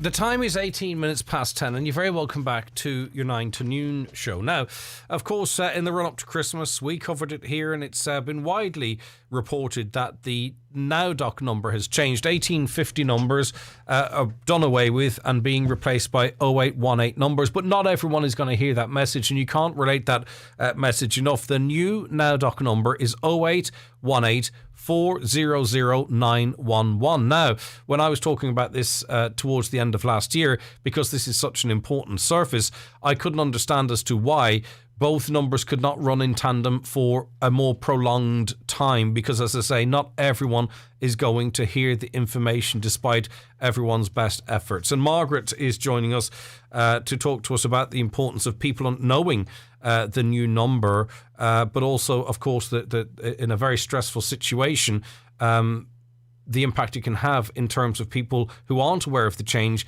dialing the old number. Margaret, and we appreciate you coming on to further highlight this with us. It's greatly appreciated, but in very unfortunate circumstances, Margaret. Thank you. Yeah. Right. My concern actually would be that it obviously wouldn't have helped the person who had passed away, but in cases of medical emergency, it could make a difference between life or death. And I wasn't aware of it, and anybody I've spoken to wasn't, and my surgery said that it is not widely known.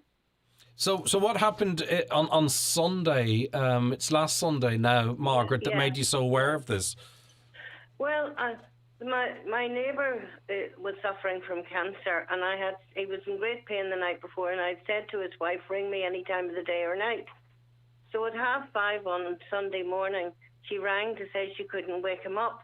And when I went in, he was actually very cold, so he'd obviously passed away during the night. Yeah.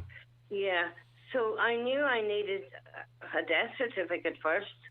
So I rang 1850 400-911. Now, when you rang it, did it go dee, or did it actually ring, or was there a message? Rang. That's the annoying part about it. Yeah. It rang and rang and rang as if it was a valid number. There was no information that it had changed. So I ended up actually ringing a priest, the local priest, who was absolutely marvellous. But there was no information, and in fact I've tried it every day, the 1850 number since, and in the last 2 days it actually tells you to ring back and try again. Right. This is unbelievable stuff. Yes. We've just checked that number, the 1850 400-911 number, which no one should use, is actually still ringing as if it is an active number. So people are getting no indication, particularly as you say in an emergency, that number is no longer in use. There's no message, no nothing. Yes, exactly, and that's why I'm very angry about it. I agree with you. I share your anger. This is something that should not be the case. There should at least be a noise that indicates it's a dud number, or best case, a telephone number saying ring this number or divert the number, something to help people. And actually the website, if you've tried that as well, tells you that it is no longer in service, and you should ring. No, it doesn't say you should ring, I don't think. It just says it's no longer in service, but it doesn't give any information. And if you Google the NowDoc number, it gives you the 1850 number. Well, that's a very interesting point. Yes, and if you try what is the new number for NowDoc, it still doesn't give you the new number. It's just ridiculous. Well, it comes up at the top of the search. You're 100% right there. Yeah. Right, this should have been seen coming as well. Yeah. I'm sure Highland Radio did their best to make people aware, but obviously the majority of us don't know that. Yeah, okay. Right, we're going to get on to this and pursue this. This just is... there's a few things going on. The NowDoc number coming up in Google is particularly worrying. The fact that the 1850 number still rings, and the fact that there's no message to say otherwise. This with the fact that your feeling is that not enough people know the new number at this point, and this is life and death. This isn't ringing a radio station, or this isn't ringing the ESB. This is ringing a life and death number potentially. Yeah, especially in case of a stroke or something where time is of the essence. Yeah. Okay. Right. Can I just say, Greg, thank goodness for Highland Radio taking up these issues. We would be lost in Donegal if you weren't there to highlight things. So thank you very much. Well, it's you're highlighting it. You're just using us, Margaret, but I appreciate your kind words, and we're going to see what we can do about this. Because it has to be escalated, because as well, I would say it took a few days because of the shock of what you went through.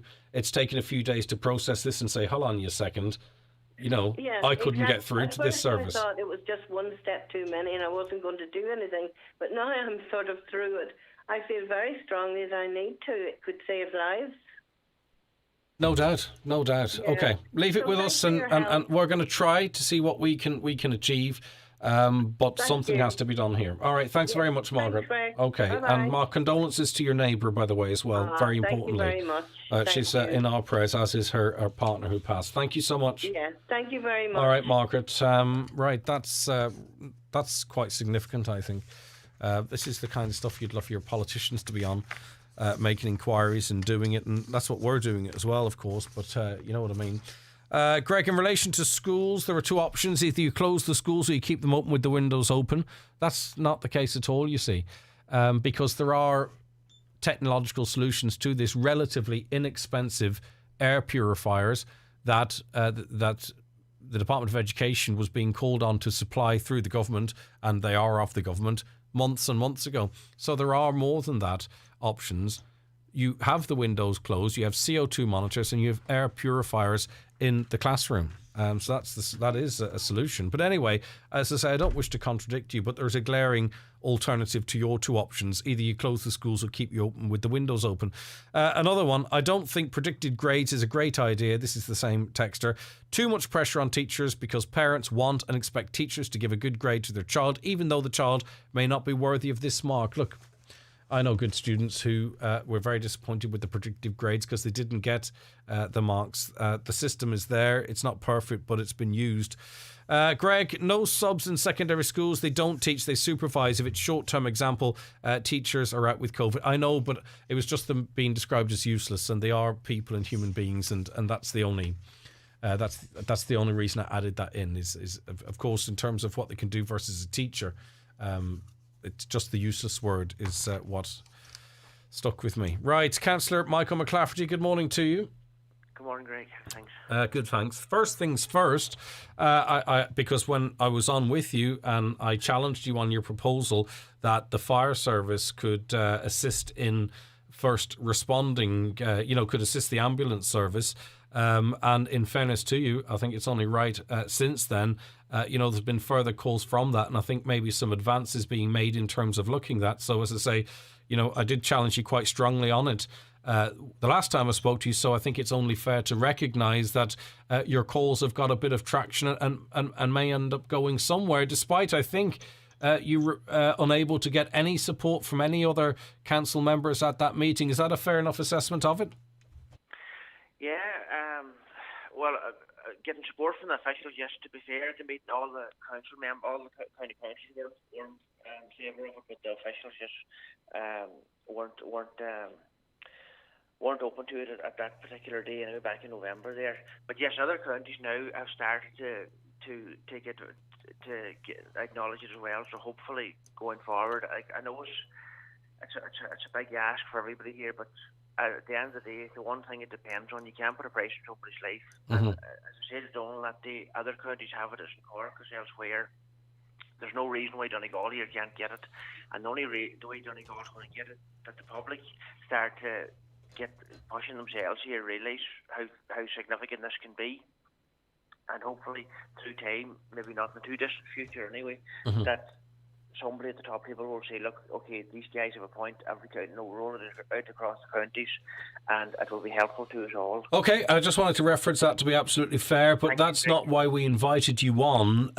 It is that time of the year again where we are getting reports of dogs attacking or worrying sheep and it having a really serious impact on the animals. But of course, this is also a livelihood at stake here.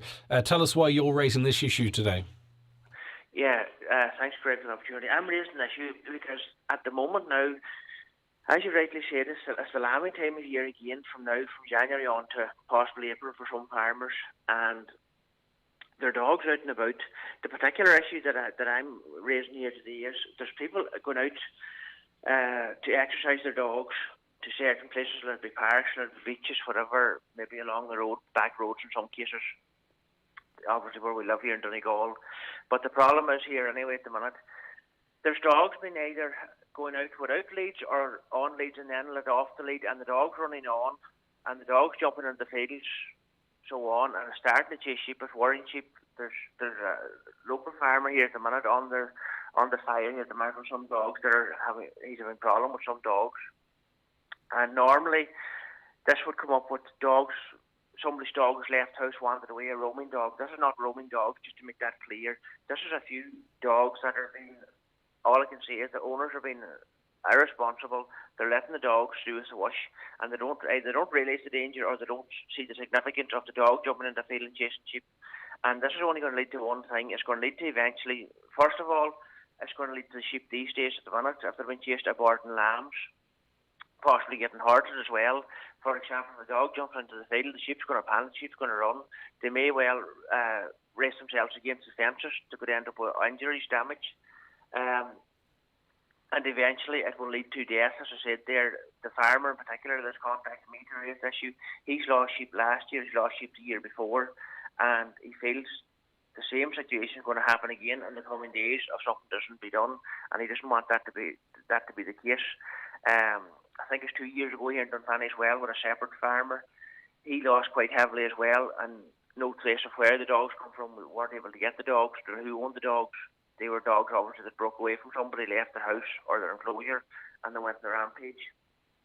So this is why we're taking the opportunity here this morning, Greg, to highlight this, and just appealing to all dog owners, whether you're out exercising your dog or whatever the case may be, let it be in the beach, let it be in the park, up a back road, as I say, have your dog in the lead, and if you're not going to have him in the lead, have him close beside you. And the story doesn't change every year. It's not actually a case of a dog jumping on the back of a sheep and attacking it. It's the dog, as innocent as it might seem, worrying the sheep, scaring the sheep, making them run, that type of reaction. Even our most smallest or passive dogs, when let out to go out at night, are capable of switching it up, becoming a bit of a predator stroke hunter and aggravating and bothering sheep. And as I say, they can be shot on sight as far as I'm aware, which would be of great distress and not good for anyone. But also, the impact on the farming community can be huge. The impact can be huge. Just back to your point there about being shot on sight. Yes, every farmer that holds a licensed gun or a licensed rifle has that will to do that if need be, but for not for every farmer, that's not possible everywhere as such. It is possible, but there's a danger element as well. For example, if you're inside town boundaries, where an issue would be evolving here at the minute in the Dunfanny area, inside the town boundaries where the problems are rising, it's not that easy going out with a rifle and shooting a dog, even if you're lucky enough to get the dog on your side yourself, because the reason would be you're a built-up area. If that bullet that you fire at that dog happens to go astray, it could end up in somebody's house, it could end up in a passerby walking, it could end up in a yard. There's a lot of danger as well. It's more easier for the farmers out through the country to take a shot at a dog than it is for somebody inside the town boundary area. But just to point that out, but yes, every farmer has that right, and the public may not realise that or be aware of that, but the farmers can do that, and the Gardaí and so on, the law is legally on their side. Also the fact as well, which some members of the public won't be aware of either, these sheep are very valuable animals, as in all farm animals, or anybody's livelihood or product, regardless what it is concerned to yourself. And people need to be aware as well, if your dog is got shot, for example, or even if your dog is identified to a certain owner, that farmer or farmers can land at your house and say, look, your dog is destroyed, either killed, tore, maimed, worried, caused lambs to be aborted. You could run into hundreds, if not thousands, of a bill, and nobody wants that. It's not worth that. Nobody wants to get in that situation, so it's just good if all people will be more respectful with their dogs. Hopefully this morning we'll send the message out, and hopefully we'll catch the ears of these few people that's been irresponsible at the moment locally here, as possibly they may be going on elsewhere as well that I'm not aware of. All right, thanks for your time this morning, Councillor Michael McClafferty there, 086 60 25,000. Now, WhatsApp or text line?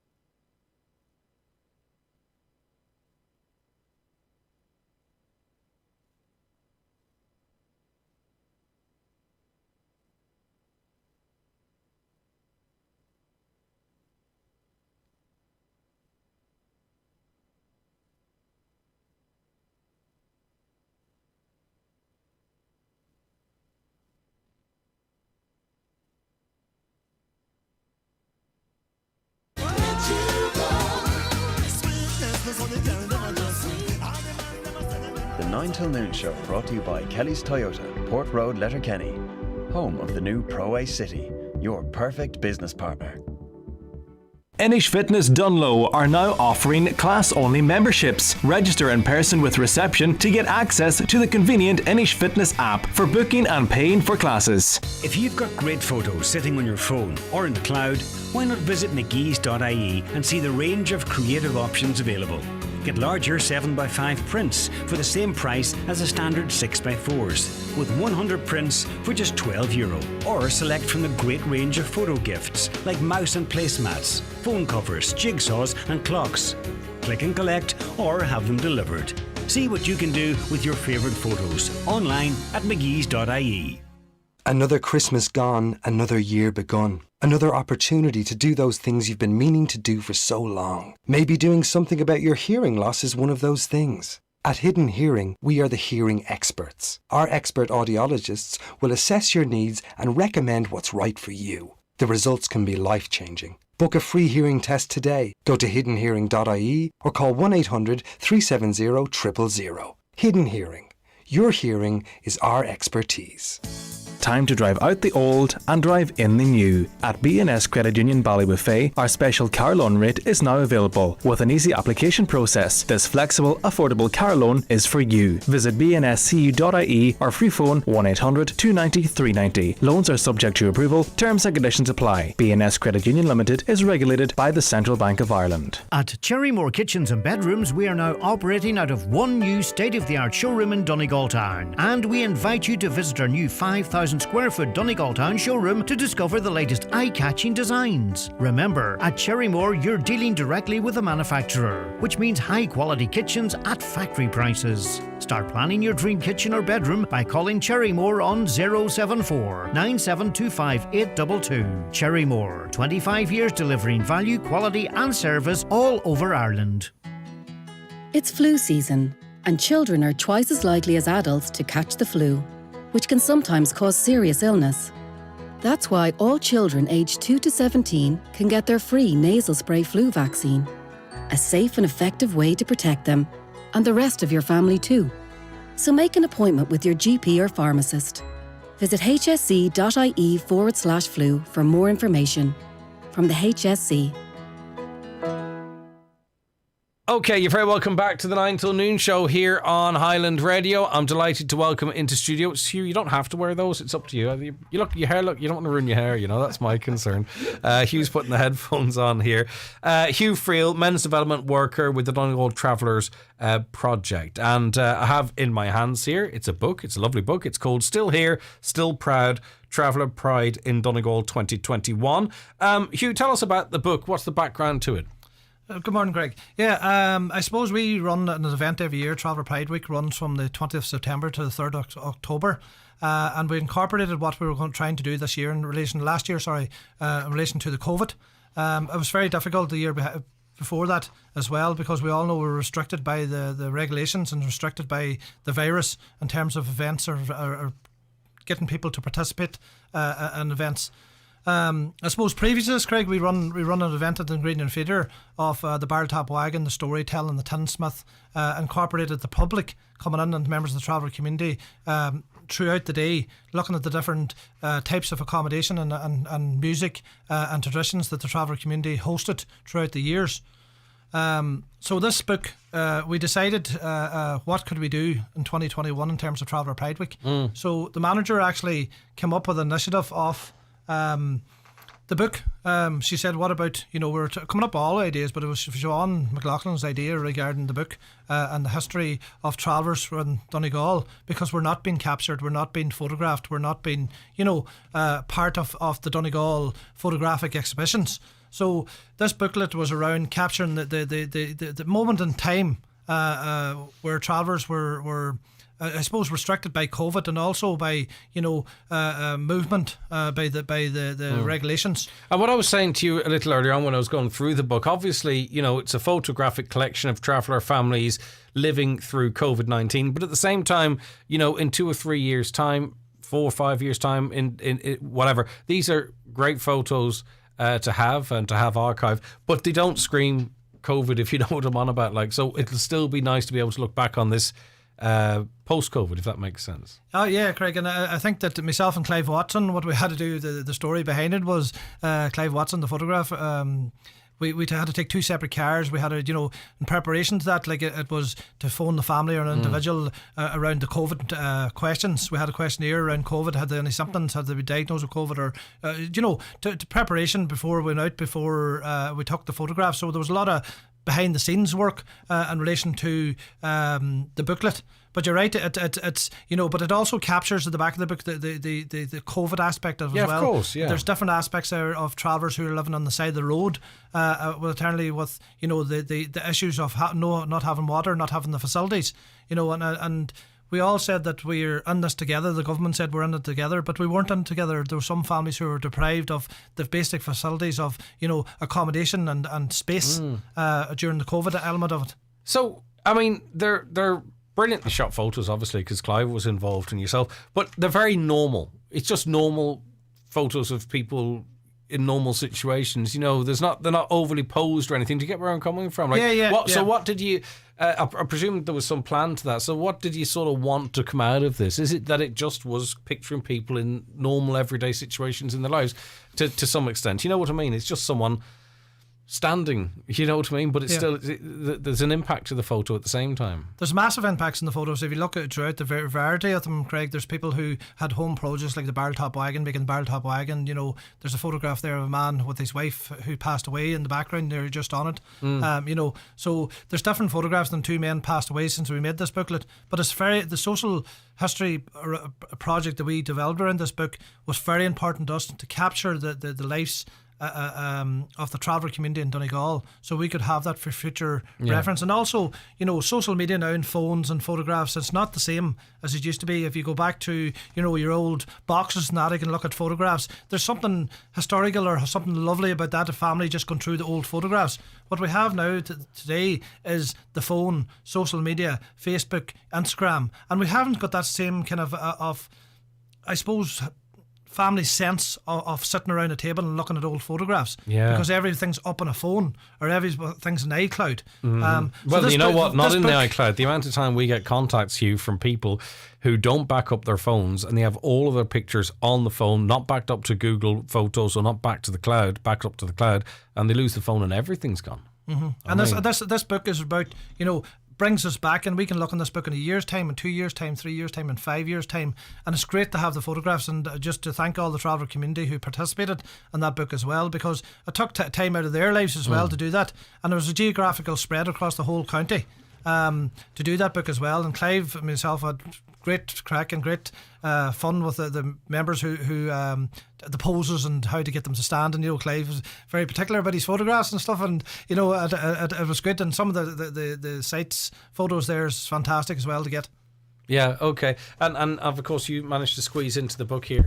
I did. And who's this over here? That's my son David and grandson. And, who's had a great year, hasn't he? He has, and beyond. Yeah. Okay. So he's doing his PhD at the minute, and that's my wife and grandson there, yeah. Lovely stuff. I mean, is this something that could be, you know, post-COVID, that could be part of Traveller Pride Week all the time, you know, because sometimes there's the way we've had to think differently has thrown up some great ideas. You know, is this something maybe could become a feature every year or every other year or something, do you think? I think so. I think it's about building positivity, Craig, within the wider community as well. Traveller Pride Week is around Traveller Pride and building pride within the community, because mental health is a very at high rates within the communities at the minute, and, you know, being identity issues, being a member of the traveller community because of societal racism, discrimination, that some young travellers have found it very difficult because of their living conditions and their surroundings, that they're surrounded by settled people, and that's not a bad thing. It's just that you incorporate habits of other, you know, ethnic minority groups or the wider community. You might feel you have to hide your cultural background as well, for example. Yeah, and then you start to assimilate yourself as one of the bigger society. And there's an identity crisis or guilt or whatever it could be. You become that maybe a traveller is a bad thing. So Hugh, do you know, like me and you and you and others and whatever, we rightly so talk about the issues, right? But it's the same stuff over and over again. Are we working to, you know, fix some of the issues here? Do you know what I'm on about? Whereby, you know, all communities are listened to, and we say, right, okay, well, we've been discussing this for a long time, but this is how we move forward. This is how, you know, people feel they have an identity, but that. You know what I'm on about? Like, I can't even lay it out because if I have solutions, but. You know, like, what can we do to sort of move forward, or are we doing it behind the scenes and it'll become more obvious in the time to come, Hugh? I think that, you know, integration in terms of participation through information sessions like, you know, the booklet, or, you know, the day we had in terms of the Green and Theatre, you know, the settled community to engage and the traveller community to engage, and, you know, meaningful discussion, Craig, around, you know, the issues and stuff like that. I think that, you know, travellers are sometimes, my community, in terms of if I commit a crime, that the whole community is held accountable. That is not the same for your community. So I can't blame you for somebody else's actions. You know, so, and within the traveller community, from the wider society, we get blamed if somebody does something in relation to criminal behaviour. I get the stigma of that as well. You know, so but that always seems to happen with minority groups. You know what I mean? It could be travellers, or it could be someone who's originally from a different country. It's typical of that group of people. Do you know what I mean? It's not exclusive to travellers, and that's not in any way to sort of reduce the impact of how it might feel. But that means that we need to widen it out then and say that, you know, why do we judge whole groups of people based on the actions of one or a small group within them? I think so, Craig, and I think that, you know, like if you look at the, you know, Clive, for instance, Clive was out with me, you know, and he met loads of members of the traveller community, and it's about, you know, building that kind of relationship and engagement, you know, coming into the project or coming in to meet members of the traveller community, you know, and the booklet like this, you know, it also for me captures, you know, a moment in time for my community that I can always have. And you know, hand it down. That's brilliant. You know, and that's the thing about it. It hasn't been done before, and as I said, we've kind of been left out of the photographic exhibitions in terms of, you know, Donegal, where, you know, loads of stuff has happened in terms of photo exhibitions, but travellers haven't really been mainly involved in that. I know a number of years ago, maybe 10 or 15 years ago, we run an older people's exhibition in terms of older travellers in Donegal in the Great Theatre. And I think it's initiatives that we have to provoke, and we have to engage, and we have to mobilise, you know, other beings to host them, which is not the correct way to do things in terms of, you know, society should be doing that and engaging, embracing different cultures anyway. But you know, so this booklet gives a lot of food for thought, and if anybody needs any books, that we're certainly more than happy to give one to them. We'll talk about that towards the end. But, you know, I mean, we had Senator Eileen Flynn, of course, taking the chair in the Shannon, and it was seen as a huge deal, and it was, okay. And also, you know, David's achievement in terms of his education and what have you.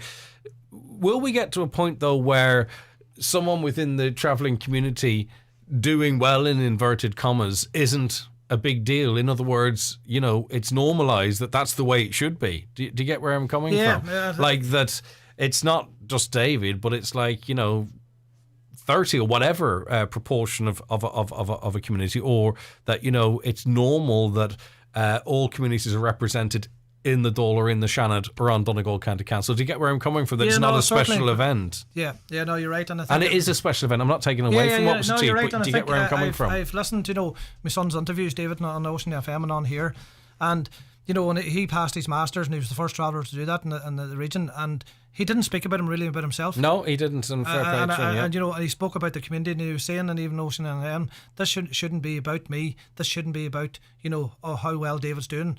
This shouldn't be a novelty. Yeah, that's the question. That's, you know, really what I was trying to ask. And he was saying, like, you know, when we went to Sligo, the graduation in the Radisson, the two people who he passed his Masters with come over and shook hands with us and said, "Are you Hugh and or David's father and mother?" And we said, "Only for David I would have never passed." You know, my Masters, he helped me out so much, and I was dropping out 4 or 5 times, and he kept pursuing me and kept helping me and kept me focused.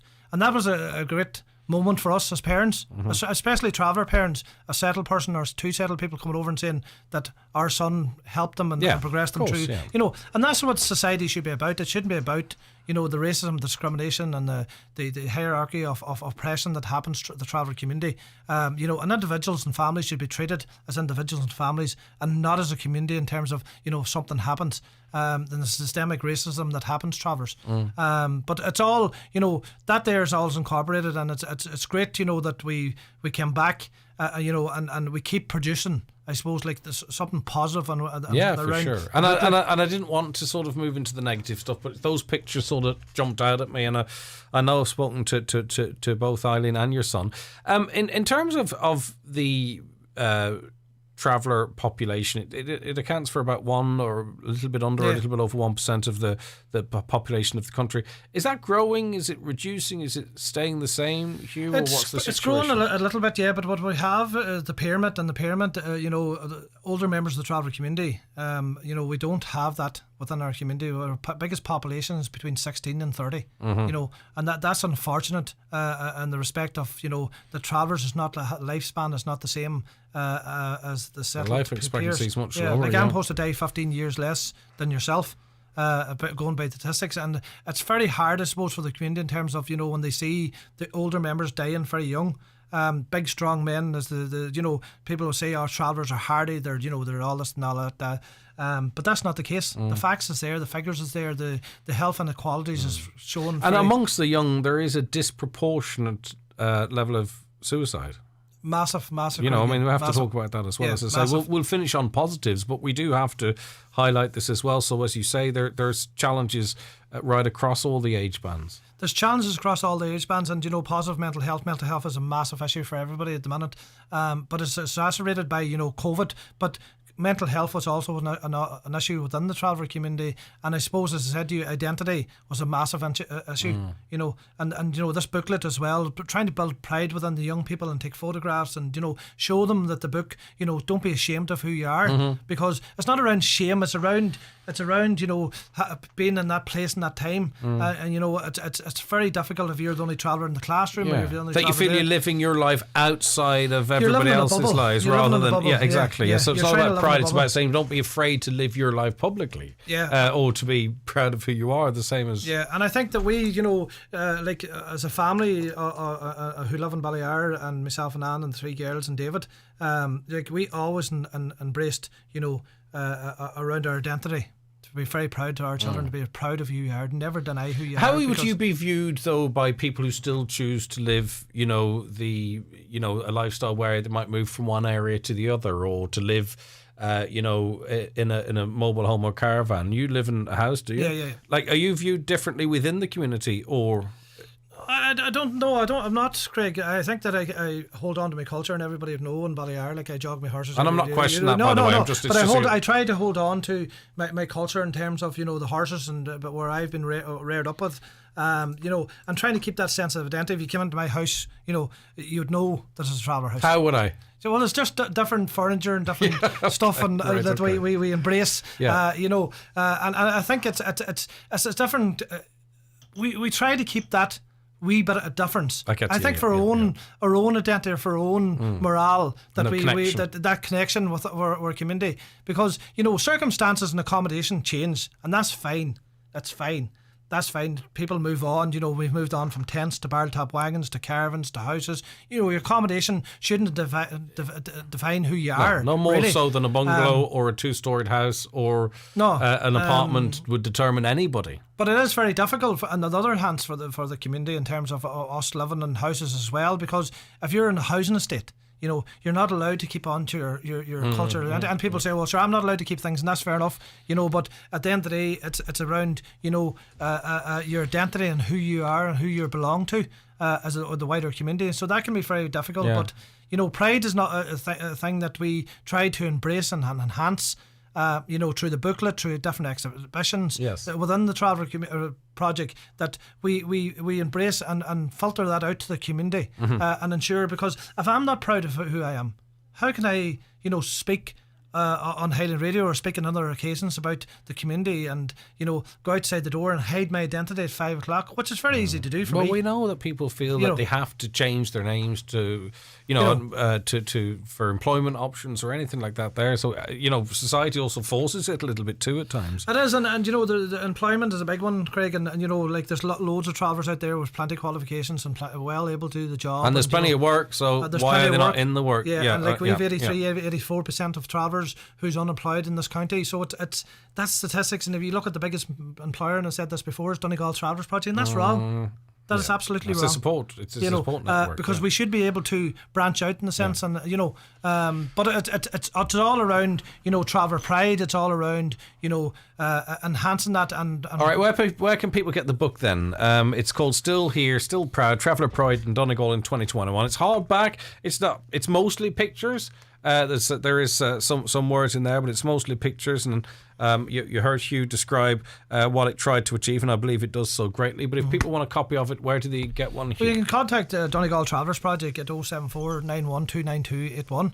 And that picture at the back, Craig, that actually the road that has gone up the road to show that we're on a journey. We're still on a journey. Yeah. And I think it's a fantastic photograph, because it encapsulates culture, but also encapsulates the road where we're trying to achieve, where we're trying to, as a community, to get there. And we all are. And it's just a case of us all, respecting each other and working together where it's needed and all that. Listen, Hugh, it's always a pleasure. Thank you so much for joining us, and great work between you and Clive and everyone else involved in that. It's a lovely publication, and we'll chat to you again soon. Thank you. Thanks, Greg. The 9 till noon show brought to you by Kelly's Toyota, Port Road, Letterkenny. Explore our wide range of virtual tools at kellystoyota.com. Inish Fitness Dunlow offer yoga, Pilates, circuits and women's only weight training class. To find out about their classes only membership, call in to Inish Fitness today. If I learned one thing in the last year, it's that falling into debt can happen to anyone. Luckily, I heard about the ISI, the Insolvency Service of Ireland. Their professional advisors can help you restructure or even write off your debt. The first thing they said to me was, every debt problem has a solution. I can still feel the relief. So if you're worried, visit their website backontrack.ie or free text Get Help to 50015. The ISI. Together, we'll get you back on track. This is an initiative of the Government of Ireland. Thinking of changing your car in 2022? Think Nissan. Thinking of upgrading and enjoying new technology? Think Kia. Looking for value for the very best in after sales? Think iMotors. Your #1 Nissan and Kia dealer in Donegal. Via a range of vehicles, please visit imotors.ie. If you're experiencing an unplanned pregnancy, there is someone you can talk to. My Options is a HSC service that offers confidential counselling and information. We're here to listen and guide you through all your options, including support to continue a pregnancy, as well as information on abortion services. We can also support you if a planned pregnancy becomes a crisis over time. Talk to a counsellor online at myoptions.ie or free phone 1800 828 010 from the HSE. Cooney's Furniture at Letterkenny Retail Park January sale is now on. You'll find everything for your home has been reduced, with massive savings on suites, tables, beds and accessories. But hurry, only while stocks last. Call in today and treat your home with a visit to Cooney's Furniture. In harsh winter weather, Watson Hire have all you need to stay safe and keep warm. There's great deals on coal, Calor gas, firewood and heating oil with free local delivery. Also electric, fan, halogen and oil-filled heaters. See in-store and the fuel store at watsonhire.ie. Great offers on winter clothing and boots. And for any hire items, there's still the weekend hire deal of 3 days for the price of one. All at Watson Hire, Kiltoy, Letterkenny, with free parking at the door. Okay, you're tuned to your #1 local radio station. This is Highland Radio, broadcasting across the Northwest on air, across the world online, and you can watch us, in fact, too, on YouTube and Facebook. If you've got a pen and paper, get it out. We'll give you the NowDoc number to write down, the new NowDoc number, very, very shortly. But it's 11 o'clock, so it's, in fact, a minute past. Time for a news update. It's over to Michaela Clark. Thanks, Greg. Letterkenny University Hospital is currently treating the highest number of patients with COVID-19 in the country. The hospital is dealing with 72 infectious cases of the virus, with 2 patients in ICU.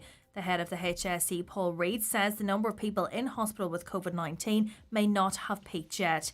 A total of 1,004 patients with the virus are being treated in hospitals today.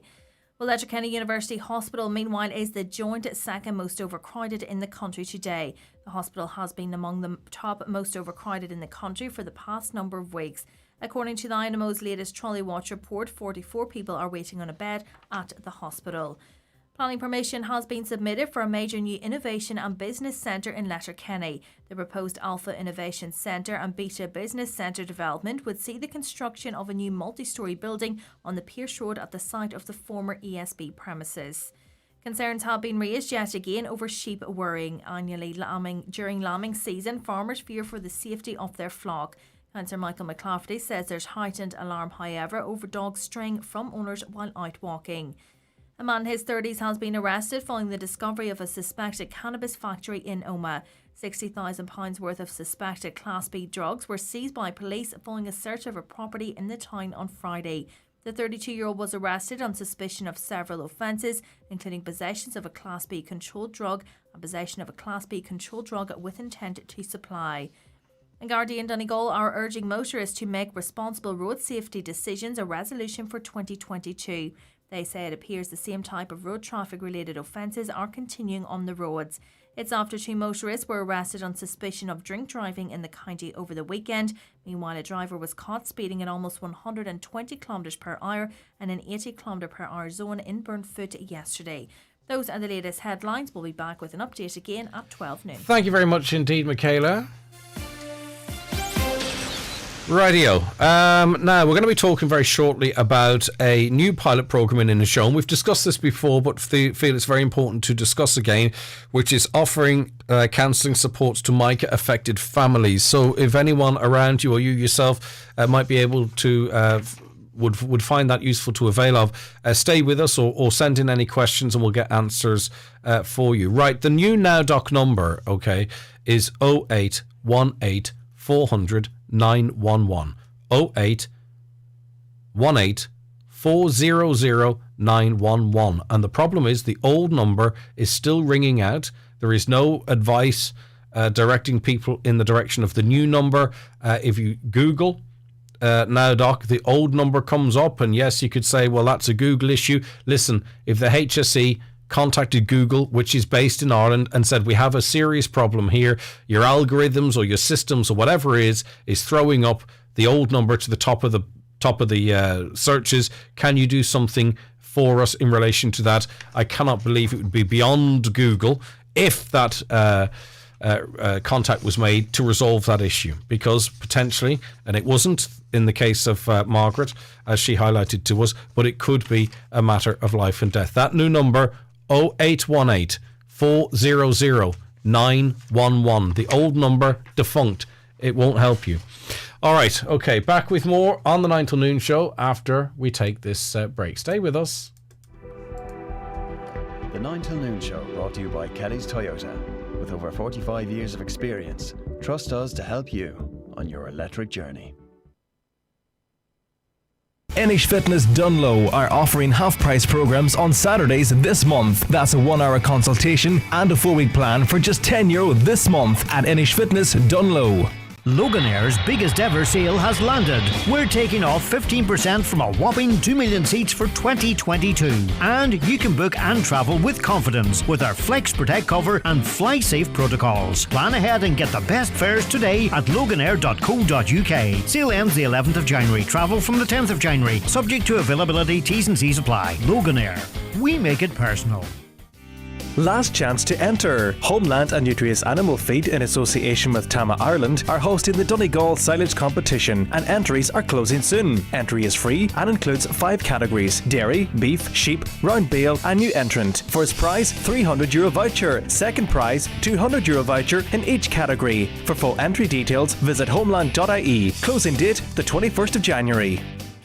Backstage Bar and Grill is open for breakfast, lunch and dinner 7 days a week. If you are looking for a healthy option this January, we have a great selection of delicious salads, sandwiches and more. We also have a tasty vegan menu. Call Century Complex on 07491 21976 to book your table.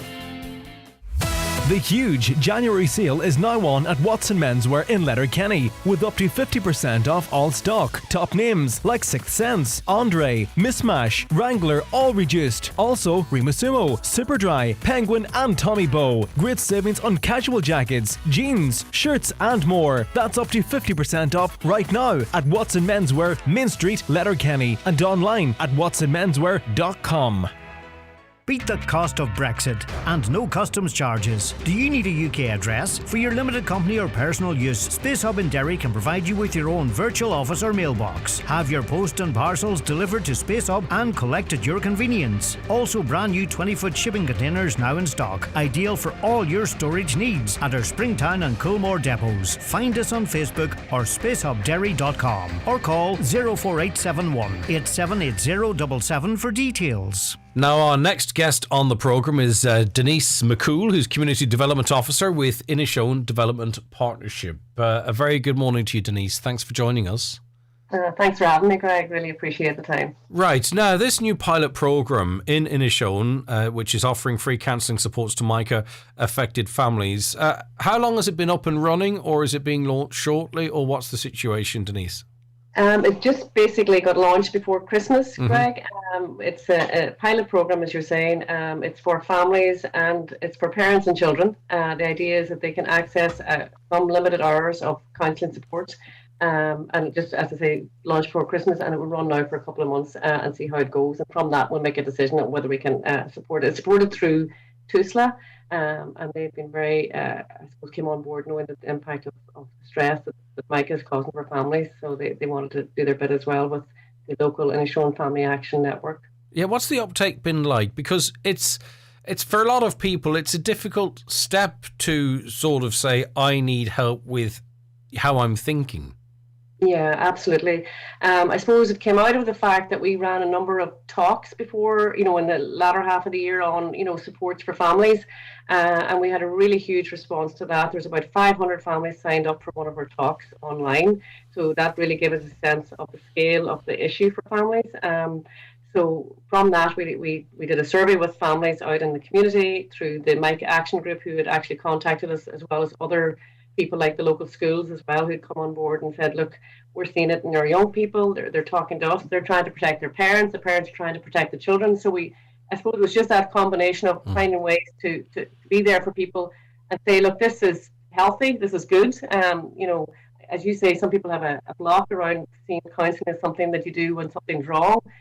We're trying to really promote it as something to do early to kind of reduce stress, reduce the impact of all these stresses around Micah for families, and just to know that it's okay to do this. Now, I mean, obviously, you can't be counselled to say that the house is not crumbling. You can't be counselled to say that we'll know tomorrow whether the sliding scale will be in there or whether you'll have to. So there's stuff that can't be changed. And also, this is one of those problems where your house is your sanctuary, but that is everywhere you look what reminds you of everything that might be making you feel upset. So is it about tooling people to best cope with how they're feeling? Because we can't get rid of the fundamentals, but we can educate people on the tried and tested ways of trying to deal with it, to keep themselves as sound as they can until such time as the situation is resolved. Because we are with the best will in the world, Denise, we're in for the long haul here, even in the most successful of cases. Yeah, and I think that's what it's about. It's about giving people the skills and the resilience to keep going, because it is a long term, as you probably know, Micah is not a quick fix by any stretch of the imagination. People, it's like we were saying, it's like, in some ways, it's kind of back to what Hughie is talking about, home with that sense of place and the importance of that sense of security within your space that you live in. So for a lot of families, they've been living with it for up to 10 years. So this is certainly not a short-term fix, and it's not a fix. It's not about, it's just about giving people that set of skills and recognizing that this is really high stress, looking at ways to kind of cope with that, get resilience tips and tools to how to look after yourself, Yeah. That thing they say about Erling is put on your own oxygen mask, because everybody's trying to support everybody else. Even within the Micah leaders, I look and I see them crossing a supermarket car park and being stopped by people as they move along. They're just constantly living this. And so just how do you make space and giving people, I suppose, that little bit of time out from it all as well, to just, because everybody's affected by it in the family. So it's really, it's not like something that, as you say, it's not a short-term fix. And as you say too, we try and protect our children as much as we can from the realities sometimes of being an adult. But in this situation, it's next to nigh impossible. How is the support offered then? Is it, as a family group? Would it be children separately, parents separately? Obviously, if that's all agreeable, or is it taken on a case-by-case basis, or what is the approach, Denise? Well, what they've suggested that we do is allow it to be on an individual basis for the child or for the parent. It's for children 7 years and older. Now, obviously, the counsellor will have chat with the parent initially to see what it is they're looking for. Given that there's a limited support, it's not, as I say, it's not a long-term counselling support either. It's about deciding, who gets it. Is it for individual members in the family? Does everybody need to get it? Sometimes it's about, maybe it's one child. Everybody deals with stress differently. And there's no right or wrong way to deal with stress, but some people maybe need that little bit of extra support to kind of look at how do I build up my resilience, and how do I do this differently, and how do I take time off from this and get away from it, and how do I support my children maybe. So it depends on the situation. Every family is different. But in some cases, families will be spoken to together, because like, I'm just trying to be realistic in real life. I can imagine parents might be a little bit concerned that the 7 or 8 year old might go, well, mommy likes to have a drink, or daddy likes to have a drink, or sometimes daddy can get angry, and that to be misinterpreted. And next thing you know, dealing with problems that don't exist, but, could end up being amplified. Is all that taken in consideration and dealt with? Yeah, I mean, these are professional counsellors that are offering, they've already been actively working in this arena for a long time. So there's a recognition that they have the skill set to kind of process all that and know what's normal stressors and how people maybe let off steam versus, something that they need to just deal with a bit more deeply. And every life is complex, so there's always things, if you dig a little deeper, sometimes it brings up stuff, but also it's about how do you just, process that enough for people just get on with having a fairly contented life as well. And I'm not suggesting for a second that that's how it is in a Micah household. You know what I mean? I'm just trying to cover any concerns that even one person out there might have, because I know for myself that children could say absolutely anything sometimes as well. Right. So in terms of, its resources, is there plenty of resources to deal with people in a timely fashion? Because, there's nothing worse than maybe mulling over a decision for 2 or 3 weeks, then reaching out and then being told we'll try and get back to you in 2 or 3 months. You know what I mean? Maybe that's the practical realities of it. But how is this resourced? How quickly are people being spoken to and helped? Well, today, as I say, this literally just took off before Christmas because we felt it was important to even just get it out of the out there before Christmas, because sometimes Christmas, as you know, is a stressful time as well. So basically, people will ring in or can ring in, and they ring into IDP. That's where the contact point, and then the service is provided by 2 other community organisations counsellors. The turnaround time to date has been within a week. People have heard back, at least to have an initial, set up a time to meet, look at who is looking for the counselling.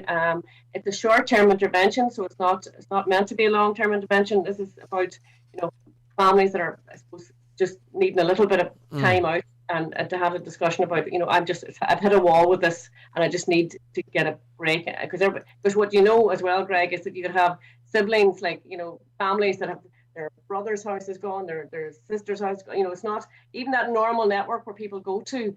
Everybody's in the same boat. So there's that sense of, I just need somewhere to go just for me. And that's kind of what we're recognizing. This is going across the community. So every family may have 3 or 4 people in their family network that are also, a parent or grandparent can be in this situation as well. So it's trying to be as flexible. Again, because there's a pilot, the idea is if there's a real demand for it, we'll up the hours available as well. So it's trying to reflect what people are looking for. And you can have 4 people under the one roof, and each one of those would be dealing with this in a very different way, or having a different reaction, such as the sort of uniqueness of us as humans. But I suppose that's why we have professionals that have seen much of this before. Do you think there'd be any benefit at some point having a wider conversation that you could never do it person to person with the general population as to how to support people affected by this, or how to have the conversation, or what is a good way to progress the conversation, not now, but maybe sometime down the line? Would there be a benefit to that, do you think? Yeah, well, I mean, one of the things we did in the latter half of 2021 as well is we had this program called Community Resilience Training. That was kind of that coming together to have this conversation and recognize that we're all going through this, and people just hearing, well, God, it's good to know I'm not the only one that felt like that about the situation. So the Community Resilience Training was the positive feedback we got from that was immense. So we're looking at running that again, and that was by that's about the impact of trauma and stress, because it is a form of trauma too when you 100%, and it can trigger all the things that can follow trauma as well, I'm sure. Now, it's available in a show at the moment, and I just get a feeling that there could be people listening in Letterkenny who are equally stressed, and this actually could compound them, because then they feel like, well, what about us? Are there other services available for people in other areas? I understand this is through the Inishowen Development Partnership, but what happens if someone from Letterkenny says, I need to speak to someone, I'm going to ring this IDP number? What's the situation there? As I say, I'm not trying to look for problems, I'm just trying to cover inevitabilities, Yeah. Well, I mean, obviously this service is geared towards people living in Inishowen. It's part of the Inishowen Family Action Network. So it's all the community and voluntary sector living and working in our area. But obviously what has come up as well is the GP service. I think they can access, across the county can refer people to that maybe are saying, look, I need help. I need a little bit of counselling. So that if people ring their local GP, the HSE, in my understanding, are also offering some counselling support to families that are affected by MICA as well. Obviously, we're piloting this. If it works well and if people are responding well in terms of what they feel the value of it is, go further afield. And it depends on that as well. Okay, I don't mean it quite like this, but it could be a wee bit like a use it or lose it. You know what I mean? The system is there, but it needs to be active and people engaging with it. I would suggest anyone who's been listening to this and lives in the Inishowen area and just, wants to see what it's like to talk to someone who you're not living with or you're not related to or whatever, just to speak to someone who's completely independent of your circle. 074 936 2218. 074 936 2218. Now, in the first instance, that number is to register, Denise. Yes, exactly. That is not where the service is provided, but that's where you ring in and we'll take some basic details. It's a confidential service. They'll be passed on then to the counsellor who will directly contact the family and work with them through that process then from there on, and in terms of arranging a time and a date to meet and things like that. And it can be provided online, just to say as well, obviously COVID has impacted how all services are delivered, but subject to those kind of restrictions, it could be in person in Buncrana, Moville or Carndonagh as the 3 locations that they'll operate out of. They'll also provide an online option as well to families. All right, listen, thanks for your time this morning, Denise. I really appreciate it. That is Denise McCool there, Community Development Officer with Inishowen Development Partnership. 074 936 2218 if you're in the Inishowen area and you want to register. Right, there's a few things you don't discuss in bars. They say you don't. What is it? Religion, politics, what else might it be? There's such things as swear jars, right? But what about banning the word COVID from your bar and making people cough up cash if they do? We're going to be speaking to one bar owner who's just done that after this break. Stay where you are. The 9 till noon show brought to you by Kelly's Toyota, Port Road, Letterkenny, with offers on a wide range of passenger and commercial vehicles. If you are aged 16 or over, it's time for your COVID-19 vaccine booster. Without one, you're more at risk of serious illness from COVID-19. To get your booster, go to a HSC clinic, book an appointment online, or contact a participating pharmacy. Some GPs are also giving boosters to their patients. For clinics near you, or to book an appointment, go to hsc.ie. From the HSE. Getting fit just got easier with Inish Fitness Dunlow. Subscription payments are now available to help spread the cost of your membership. Call in to Inish Fitness Dunlow for more details. What is it about Brennan's Be Good range that people everywhere are picking it off the shelves? Anya in Mayo writes, I can't believe bread this tasty has only 60 calories a slice. Shocked cat face emoji.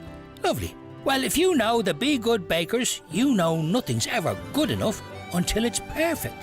However you slice it, anything baked is better with Brennan's. Brennan's. Today's bread today. I really enjoy going to school and meeting my friends. I want everyone in my class to stay well. If I have any symptoms or if I am advised to strict movements, I know I shouldn't come to school because we all play our part in keeping everyone well. It's important that everyone follows public health advice to keep everyone well at home and in school. Remember, if your child has any symptoms, please keep them home and get a COVID-19 test. This January, this is the only test that matters. Brought to you by the Government of Ireland.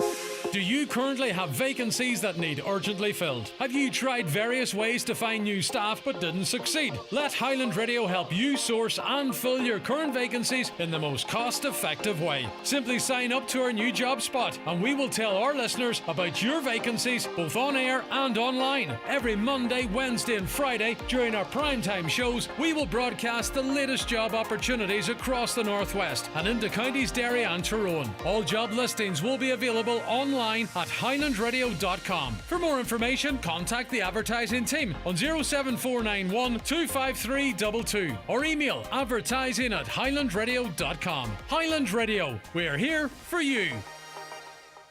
Highland Radio Time Checks, brought to you by Letterkenny Shopping Centre, the centre of shopping in Donegal. Free parking and shopping all under one roof. Letterkenny Shopping Centre, bringing you the time at 22 minutes past 11. Now, of course, you know, this whole pandemic thing, it's overbearing and it's dark and it's serious, of course, but, you know, at the same time, too, we are human. We have to look for any chinks of light that are there. We can't wait till we don't have to mention it. Hopefully, and I get this genuine feeling now, a sense that once we move through this situation that we're in at the moment, we're going to have to come up with something new, that we can't just keep doing this over and over again. I think that's where we're going. But Conor, at the Alt Bar in Calais, you've just had enough of the C word, haven't you? Well, okay, it's just myself and Chris, we've been talking on the table service at the moment. So when we're leaving drinks down, we're sort of hearing what the conversations are about. And it's just every table, it's the same thing. And I'll go back a couple of weeks ago. There was a lady and her husband in, and she was chatting about the C word, as I'm going to call it, so I don't have to put any money into the jar. No, that was going to be... I was writing down how many times you said it, and then at the end of the interview, I was going to make you go and put that exact amount of money in the jar, but you're too clever for me, Conor. No, I'm trying to catch you, so when we're on here now talking, it's my job now to try and catch you. All right, well, we'll both try and avoid it. But go on, you were saying? So I was down and I got chatting to him, and this lady was chatting to me, and I could just hear the fear in her voice when she was chatting about it. And it was like she hadn't been out of the house in so many months, nearly a year, and she hadn't been out the door, and it was her first time out of the house, and they wanted to enjoy a drink. And I didn't think she was enjoying it at all, because I could hear her voice just chatting about the virus. So myself and Chris were just talking, and we said, no, we'll do for a bit of fun, see how it goes. We'll just introduce the jar. We're blessed with great staff here anyway, so we were implementing it. And now it's got the stage where certain people are shouting, she says it, he says it. So we're just going down the jar and we're putting money on it. And I can't believe how far it's sort of spread now. Like, so, no, 78 times people have mentioned the word, though, because you've, as of us connecting to you, there's €156 in the jar, which is going to the Donegal Hospice, by the way. Maybe people are letting the word slip now to support the Donegal Hospice, and you're making the situation worse whilst obviously making it better. Exactly, Greg. It's going to be a brilliant cause. Yeah. My mum passed away a few years ago, and she was up in the Donegal Hospice, so it's something very close to my heart. So as you just says there now, we're making money for that charity by doing it. So it's super fun. Like we've great customers on here, and you know, they're very loyal, and there's people just stepping on their pocket and putting money on the jar now. So once they know where it's going, but it's just a wee novelty of it. Like it's just sort of caught fire now, and a lot of people are talking about it, and it just adds to the conversation. People are talking now about other things. You notice the conversations are changing. They're chatting about football, and it's strange when you think about it. When you're in a bar chatting and nobody's chatting about the weather anymore. They're chatting about it's strange for Ireland, I think. Yeah. They're all chatting about the virus and stuff. So it's just nice to see people have their hair down, busy jobs, and everybody's had a and it's kind of unique to this country, you know. There are people, you know, they're coming back from America or Portugal or Spain, and obviously the entire world's facing the same issues, and obviously there's the same group of people also that think we're not, and that conversation goes on. But, you know, they're going to come after. There has to come a point, and we try as much as we can on this programme to move past it and talk about other things. The only problem is everything sort of, you know, you talk about education or you talk about health or you talk about... It's very hard not to come back to that, but we need to find and move to a space where we can move forward, Conor, because there's lots of other stuff that needs to be talked about as well in a serious setting, but also having the crack in a pub setting. Exactly, Greg.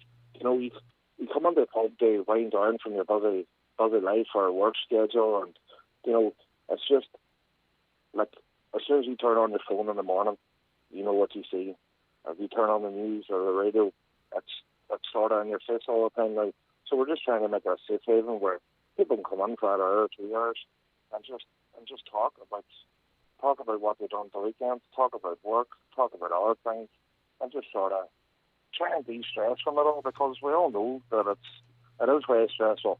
And just for that hour or two that you're not talking about it won't help. It won't help everybody just not talking about it, because we all have friends and family we're worried about. Yeah. And get back to talking to each other about how each other are as well, Connie. How are you? How am I? Well, that's a big thing that I think it's went unnoticed. Like, we all know the effect that the virus has had on people, but it's just like you might look over a table chatting to somebody and they're not themselves, and you're saying, "Are you all right?" No, you don't see enough of that. And I think if you worry about others now more, and just sort of ask them, "Are you all right? Do you need anything? Look, I'm going on the toilet later on. Maybe you can't do things." And this would be a very, very tightly area that a lot of people would do that anyway. You would notice people are very generous, and they'd have no problem asking people if they're all right and stuff. And that's what I love about I'm here in this wee area. Like, so you're 100% right there. Right, good stuff. As you say, it's a bit light-hearted. You have caught some people out. I've seen some videos of councillors, in fact, being caught out, I believe. But all the while, we've got out a local councillor here now. It was good. He wouldn't be very prompt of dumping on his pocket now, so it was very nice. Did anything else come out? Any cobwebs, any moths, or anything else come out? It was funny. Somebody wrote up under the chat and surprised he didn't pay us a check. I find that very funny and amusing. Right, well, I don't know the ins and outs of that, but anyway. Listen, Connor, continued success at the Alt Bar. Hopefully now you'll be able to open for more, especially in January, hours that are more reflective of the situation soon. But anyway, we appreciate you coming on. €156 already raised for Donegal Hospice, but it's an icebreaker. I think it's nice if people come in and, like the people you talked of, they're a bit nervous. It gets the conversation onto something else and shows that there is life going on and should go on as well as we deal with that. We appreciate your time, Connor, and continued success for you and all at the Alt Bar in Calais. Greg, thanks a million. Thanks for your time. Fair play, and I don't think either of us should be punished. I think we both avoided it. Thank you very much indeed. That is Connor there, 086 60 25,000. I don't think it's a bad idea at all, albeit, it is lighthearted. There's something to it as well. The new NowDoc number apparently now has been sent to Google. And is being reviewed by them. So that's thank you very much. That's someone involved with tech there that advised us of that. I can't believe that NPHET are trying to make vaccinations compulsory. That's against our rights. Listen, they're not trying to make vaccinations compulsory. They're discussing it. So there's a position on it. It should have been done by now. There is no appetite for this. I think there'd be a revolt if it did. It would slap the 94.5% of people who did it voluntarily across the face. And it would obviously impact on those that have decided that they don't want to or they can't. You can't make people do something like this, a medical intervention. I think that's generally what the general population think. I think really one newspaper has said it's up for discussion. It doesn't mean it's going to happen. And I don't think there's any appetite for it within NPHET either. But presumably it's something that has to be discussed. So there's a position on it. But I can understand people's anger. This texter is furious and can't believe NPHET are even considering mandatory vaccine. I think it's pure evil. I believe people should have a choice over their own bodies and people can have medical reasons, other reasons not to get it. I think it's time people started rioting up the Dáil. Well, the riots up the Dáil end up just being, a load of people gathered and then a few of the familiar faces saying the same thing on stage and nothing ever I'm not criticising that, by the way, but that there doesn't seem to be, I don't think riots would help, to be honest with you. Good to hear Gardaí catching more drivers who are under the influence of drink and drugs. However, how many are actually convicted at this of this offence? Sadly, I suspect more than a few escape court. Appearances after favours from the usual connections are granted. A caller says, I had a positive antigen test on Tuesday. I rang for a PCR from a GP on Wednesday morning as I could get nothing booked online. Still have heard nothing. I rang again this morning and the GP reception told me that I would have been missed and it's happening a lot. Listen, the bottom line is right. They can test something like, what is the figure? They can test around 40,000 people a day, I think it is.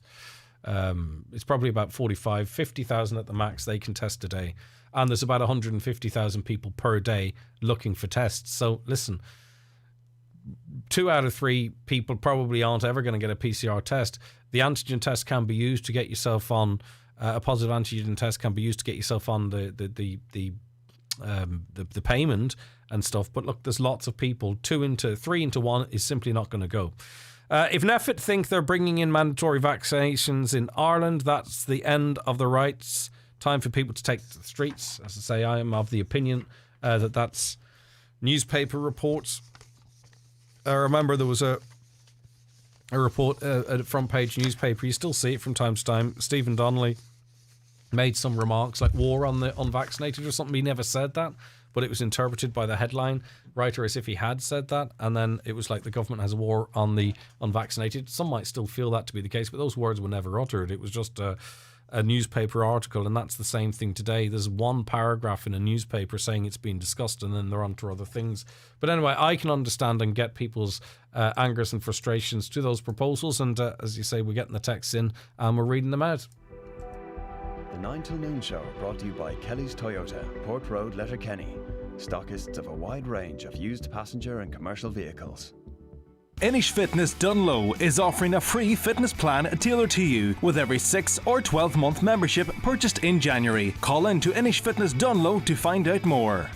For a healthy start to 2022, check out the great range of food available at Kelly Centre in Letterkenny. With healthy options throughout the store, there's also the Green Kitchen Deli, offering fresh, nutritious food to go. Choose from a full menu of delicious sandwiches and salad boxes, or build your own option, all made on site and prepared fresh to order. Jumpstart your healthy lifestyle at Green Kitchen in the award-winning Kelly Centre, Mountaintop, Letterkenny. As life starts to get back to a new normal, it's time that we look after what is precious to us. Are you struggling with your hearing? Your hearing is an essential part of everyday living. Hearing is our social sense and connects you to friends and family. At Connect Hearing, we are here for you, with our clinics at Courtyard Shopping Centre, Letterkenny, and Joyce's Chiropody Clinic in Dunlow. Our centres are open Monday to Friday, where you can avail of our hearing tests, wax removal and repair services. Connect Hearing, connecting you to life. It's final clearance time at McElhenney's biggest ever winter sale. Grab your bargain of the year with up to 70% off in our women's, men's, kids, jewellery, home and footwear departments. Plus enjoy great sterling exchange for £1 buys you €1.20. So go get what's yours at McElhenney's Ballybuffet or mcelhenneys.com with fast delivery and click and collect. Hi, Raymond Sweeney here. If your vacuum cleaner has seen better days, call in to us at Ben Sweeney Euronics for a look at the new Samsung Turbo Cordless Stickvac. This lightweight, easy to control vacuum cleaner picks up fine dust in carpets and on hard floors. With a 40-minute battery life and a massive 150 watts of suction power, it is now available for €299. Ben Sweeney Euronics, Port Road, Letterkenny, and the shopping centre, Dunlow. Ben Sweeney Euronics. We deliver, we install, we care. Here's another amazing Aldi offer. Our Grow with Aldi programme in association with Bordbia offers ambitious Irish producers the opportunity of a lifetime to supply Aldi stores nationwide. It's great news for our customers too, because they get to support local Irish suppliers. If you've got a product you want to tell the whole country about, apply now and find out more at aldi.ie/grow. Applications close the 21st of January. Aldi, everyday Irish, everyday amazing. Now it is time for our Monday Focus, and the new year usually gets us all thinking about our job and how happy or unhappy we are in our current situation, and our focus today is talking about changing our careers. And to help us make the changes and decisions, we talk to Nikki Curran, job search expert and coach with Nikki Curran Career Clinic. Good morning to you, Nikki. Morning, how are you? I'm good. Now, I mean, they say, changing homes or something can be one of the most stressful things you can do. But I imagine changing jobs is the same, because it might be different. Say, for instance, you're in a job and you're approached or you get an offer. It might be easier than that. But if you're just unhappy in your work and you want to do something else, it can be a daunting enough prospect for many of us. I think it's that. I think we find it daunting because we get into comfort zones with regard to our careers. And I also say to clients that we also need to remember that there's 24 hours in a day and we only work 8 of it. So we need to put that into perspective. But we also, when we're in those 8 hours, should enjoy it. So it is something I think, and I say to people, you should look at every 5 to 7 years, at least, am I happy in the job? And it may mean that it's not the industry, it could be the company that you're working for or whatever, but you should check it. So yeah, that's where I'm at. And then though, you have to make sure that you know it might feel like a gamble. I mean, I think most people would have a responsibilities, bills to pay, mortgage to pay, or whatever it might be. And they don't want a period of time. In other words, if they handed in their notice and then struggled to actually get a job, equal certainly in terms of income, what to do in the interim. So what's the best way to approach it, generally speaking? Yeah. So what I say to people is, first of all, for me, there's 5 pillars, like I say, for job search. And what happens is that you need to kind of set your stall out. So the first thing is that I say to you, you need to the 5 pillars are, the first one is 2 together: assess and explore. So assess where you are. How happy are you? What's making you unhappy in your job? And you need to identify and learn about yourself so that when you decide and make a decision, either I'm moving or I'm staying, then you have tools to go forward with, as in what you want and what you don't want from the job. Everything is doable. So even though you say, well, I've been in this job for 10 years and will anybody want me? Everybody, has transferable skills. They've got skills that they can bring to a new employer. And also, when you break down what seems to be a very daunting task, it is all manageable. So the first part, as I said, is assess and explore. So it's assessing yourself and what benefits you're bringing to a potential employer, and then exploring the market and finding out within the market and within your skills, are there gaps? And what do I need to fill the gaps to go forward for the job that I would really like? I also say to people, this is the hardest part, is, finding out what you want, what the market is looking for, and marrying those skills together. And can you do that on your own, or do you need to speak to an expert, really? Because, you could be inflating your ability, or you could be underestimating yourself as well. And to be honest with you, because it's the field that I work in, I would say you need somebody. I think, to be honest with you, where we are within job search and all this kind of coaching business is where we were 20 years ago with psychotherapists and the Americans, and we laughed at them with the therapist couch. And now we all know that we need to talk at some level. So I kind of say the same about this. The other thing that I absolutely find with people is that they completely underestimate themselves. And we as an Irish nation find it hard to sell ourselves. Well, because you see, you have to do. But we can be conditioned to that because, it's a mindset. Exactly. But also your employer, for example, if you've gone for a pay rise or something, they might end up making you feel that, you should be lucky you're getting what you're getting, and you should be lucky that we take you on because, we're the, so, that can reinforce any sort of negative feelings you might have about yourself. Because that's every time an employer praises you or says you do a good job, they're opening the office door for a pay rise request if there isn't, a schedule in place. True. But we also have a responsibility to us to value ourselves. When I start working with a client and they have to start doing this assess and explore, they find it really difficult. But at the end of it, they go, oh my God, I never saw all the things that I have.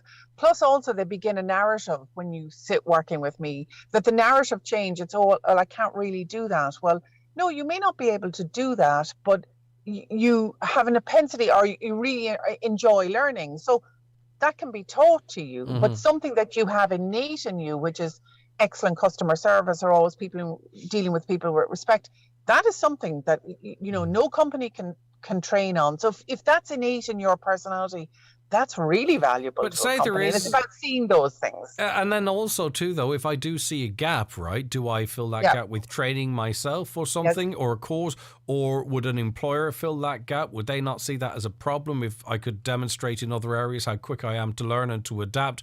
Again, that might be something that might make me nervous about trying something new. Yeah, exactly. And it's about analysing that. And that's what we do when I work with people. If they want to do the CV and the interview skills, we'll say, it's about matching the job specs. And then if there are gaps, you then have to make a calculated decision. Is this something that you think that the employer is going to be happy to retrain or to provide training for, because they're getting the respect or the other things that are innate in you that don't cost anything but mean the world? So that you kind of have to marry all the bits together when you're identifying jobs to go for. Before we get on to the other pillars then, I mean, Yes. is there an answer to, should you be looking for alternatives while you're in work, or do you pack in your work and put yourself under that pressure, and motivate yourself to seek that alternative whilst you're between jobs? Is there a right answer to that, or does it depend on circumstances? There isn't a right answer, Greg. In one way, I would always say it's easier to find work when you are in work. But the other part of it is that if you've been made redundant and you have no choice, I don't want you to think that it's all lost either. Yeah, I get you. Because it isn't. Yeah. And there are ways to do things. If you can imagine that, I always say to people, step into the employer's shoes, because this process is all about the employer. It is not about the person interviewing. And, if they see that you're out of work and it wasn't through your own fault, but you're doing things like you're upskilling or you're volunteering, that tells a story in itself. Yeah. So there are ways to do things so that, and it's also about how you tell the message when you get into the interview. And of course, hiring is a tough job, whoever's involved in that. You're the solution to their problem. So if you go in there and fix their problem, it's like happy days. Everyone's a winner here. You're a solution. And that's what you need to remember going into the interview. It's a two-way process. I keep saying to people, it's not a firing squad. I know there's 3 people probably interviewing you, slightly but dramatic. It's not a firing squad. And it is a two-way process. You are interviewing that company as much as they are interviewing you, because you're giving them 8 hours of your waking day. Yeah, and we need to remember that. Have you any questions? And people probably sit their hands and don't want to say anything offensive. No, absolutely. That is as important. Those questions are as important in the interview. It tells a story about you, but it's also things that you need to get from them before you make the decision as to whether you're going for that job. Preparation, hugely important, I presume. Yeah, everything for me. If I could say 3 things, people often say to me, what are your top 3 tips? I go, preparation. They are, and that's research. It's, it's doing a load of things is the preparation. Yeah. But it's also not to be obvious, to sort of know 4 things about the company, or maybe that's important too. It's more rounded than that, isn't it? Presumably, it's preparation in all areas. Yeah, it's the preparation in going into the interview, because you need to say to the company, I've researched you. I'm not wasting your time here. I'm not a tire kicker. I am in here because I've seen what seen about you, and I've done my research, and that's why I'm applying to you for a job. But it's also researching. I keep saying to clients, how long are you on your iPhone or your iPad for a day? And they go, 3-4 hours social media. Well, you need to give me an hour, on this research. You need to be out there researching the market, how much value is, because you mightn't have applied for a job for 10 years, so you don't know what the going rate and different things are. It's also researching, looking at jobs out there, learning to speak, because there is, job lingo and how you say things. Well, just and in that case makes everything easier. Yeah, just in relation to that, if someone's been in work for 10 years and they apply for another job, they might sort of think that the new employer might think they're a problem, or something's come up, or there's disciplinary going on, or maybe they've just become lazy and they want some. How do you, there's ways to phrase you wanting, even after, say, 10 or 15 years, to want to try something else. There's correct ways of saying everything and presenting everything, I presume.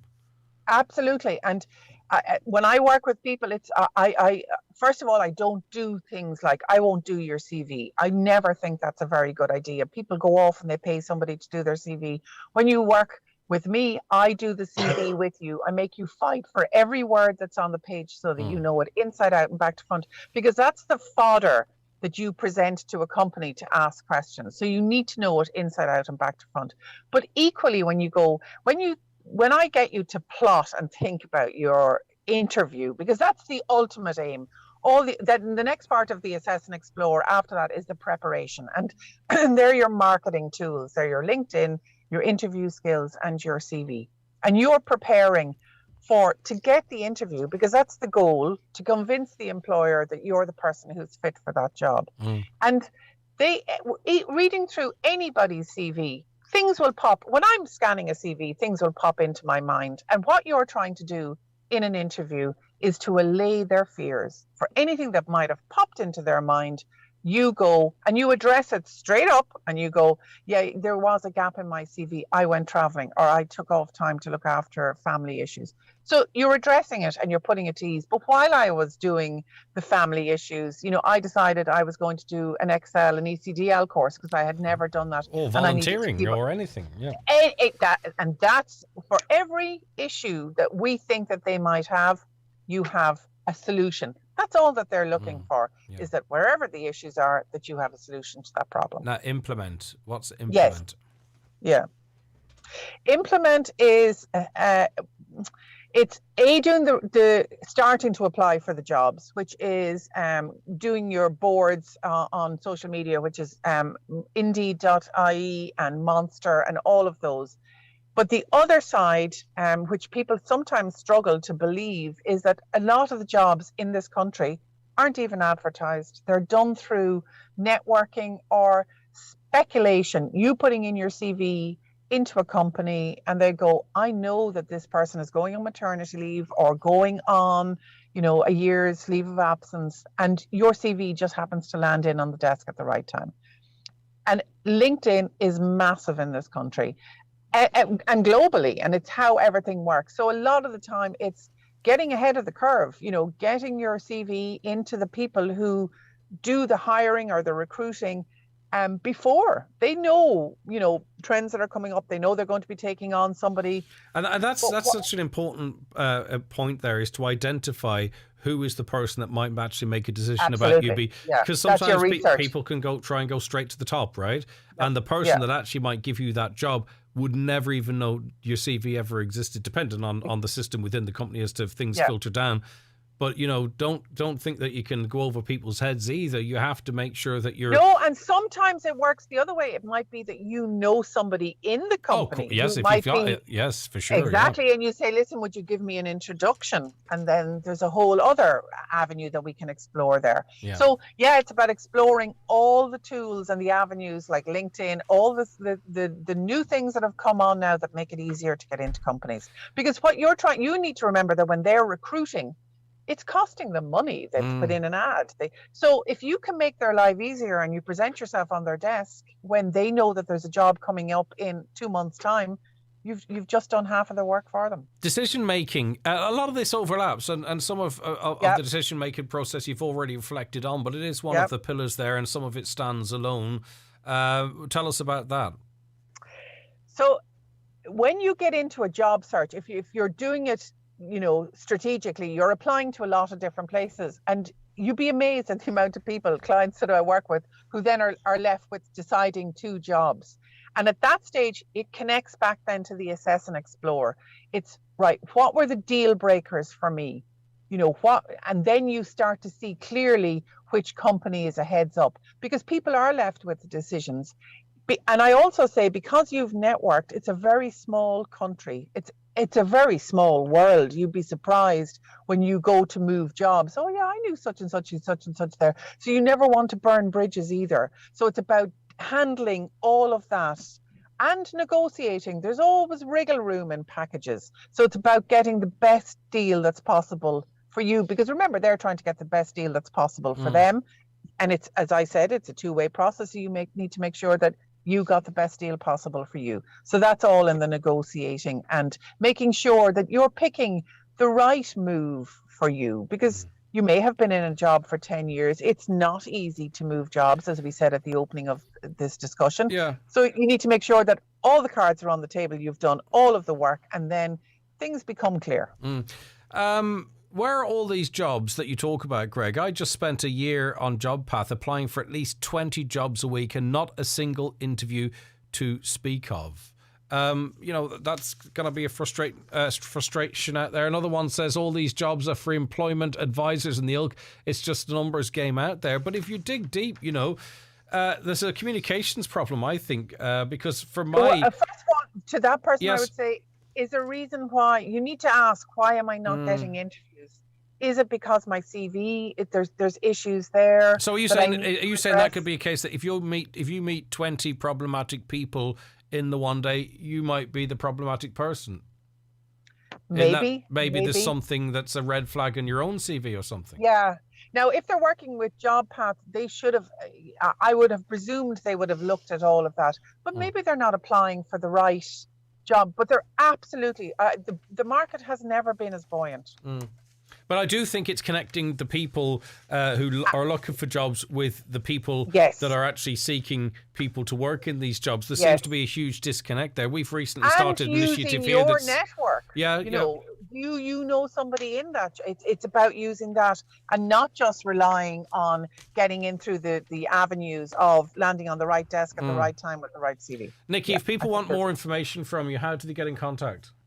I have a website, nikkicurrancareerclinic.com or .ie, and I'm on Facebook and Instagram under Nikki Curran. Thank you so much for your time today. I appreciate it. Not at all, Greg. Take care. Nikki Curran there. Hopefully that was useful to some of you.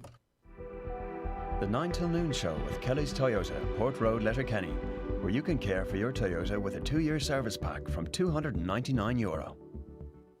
Inish Fitness Dunlow are inviting you to bring a friend for free to a class with the purchase of a bundle of 8 classes this month. Terms and conditions apply. Do you need a little extra help staying in your home?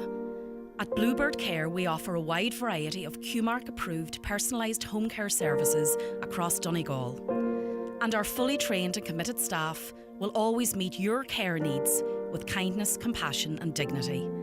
To get your personal home care assessment plan, visit bluebirdcare.ie or call our care team today on 07491 29562 and bring care home. If something's free, why would you turn it down? I mean, a free haircut from a 5-year-old. Oh, no. Or a free sample of onion paste. Oh. Well then, how about a free tour of your neighbour's new shed? Oh, sounds, well... OK, look, they were bad examples. But how about a free eye test and free glasses from the €69 range at Specsavers with your PRSI? Well, that sounds like something to smile about. Book an appointment or find out more at specsavers.ie. GiveBlood.ie know we can count on you, our community of blood donors, to give blood and to choose to be there for others in their hour of need. Blood donors from Letterkenny and Bunbeg should attend the clinic in the Radisson Blue Hotel in Letterkenny from Monday 10th to Thursday 13th of January.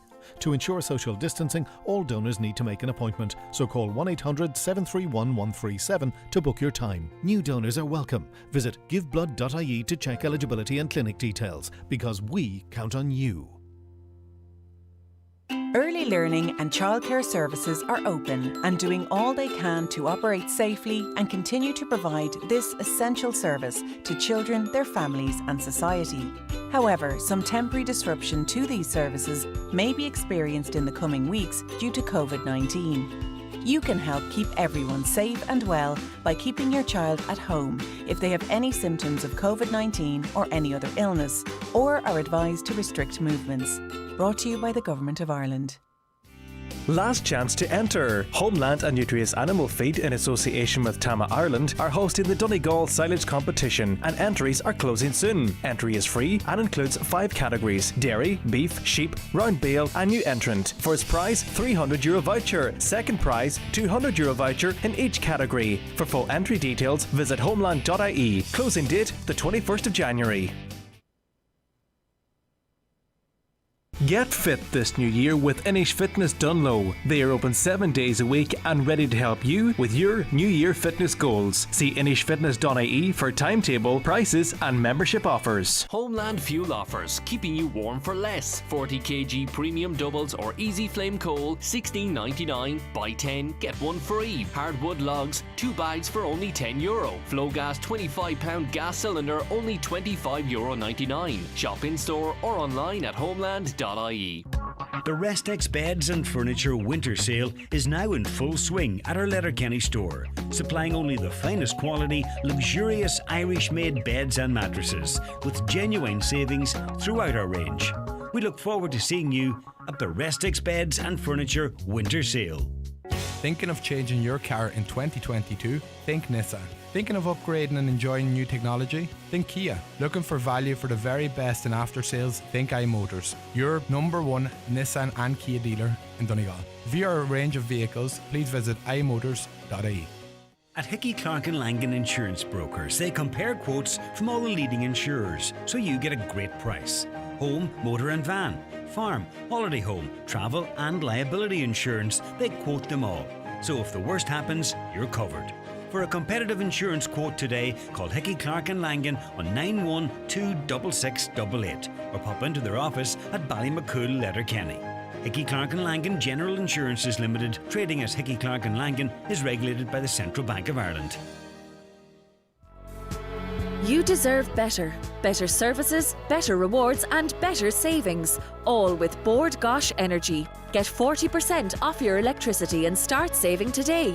Because when you're spending less on your energy, you can spend more on what matters most. Switch to a better way at boardgoshenergy.ie. EAB €962. 12-month discount with direct debit and paperless billing. Unit rate and standing charge apply. See boardgoshenergy.ie for EAB prices and full T's and C's. Okay, finishing off the programme today with some of your comments. Does a shop bought antigen test qualify you for the enhanced COVID sick pay? That was my understanding. If anyone out there has an alternative view, let me know. The stress of Micah is so overwhelming, says this texter. I collapsed in church with the stress of it all. An ambulance had to be called. So people, please use this counselling service and do not let it get on top of you. I'm sorry to hear that, and I hope you're coping a little bit better now. Of course, the problem itself won't have gone away, but hopefully you're coping with it a bit better.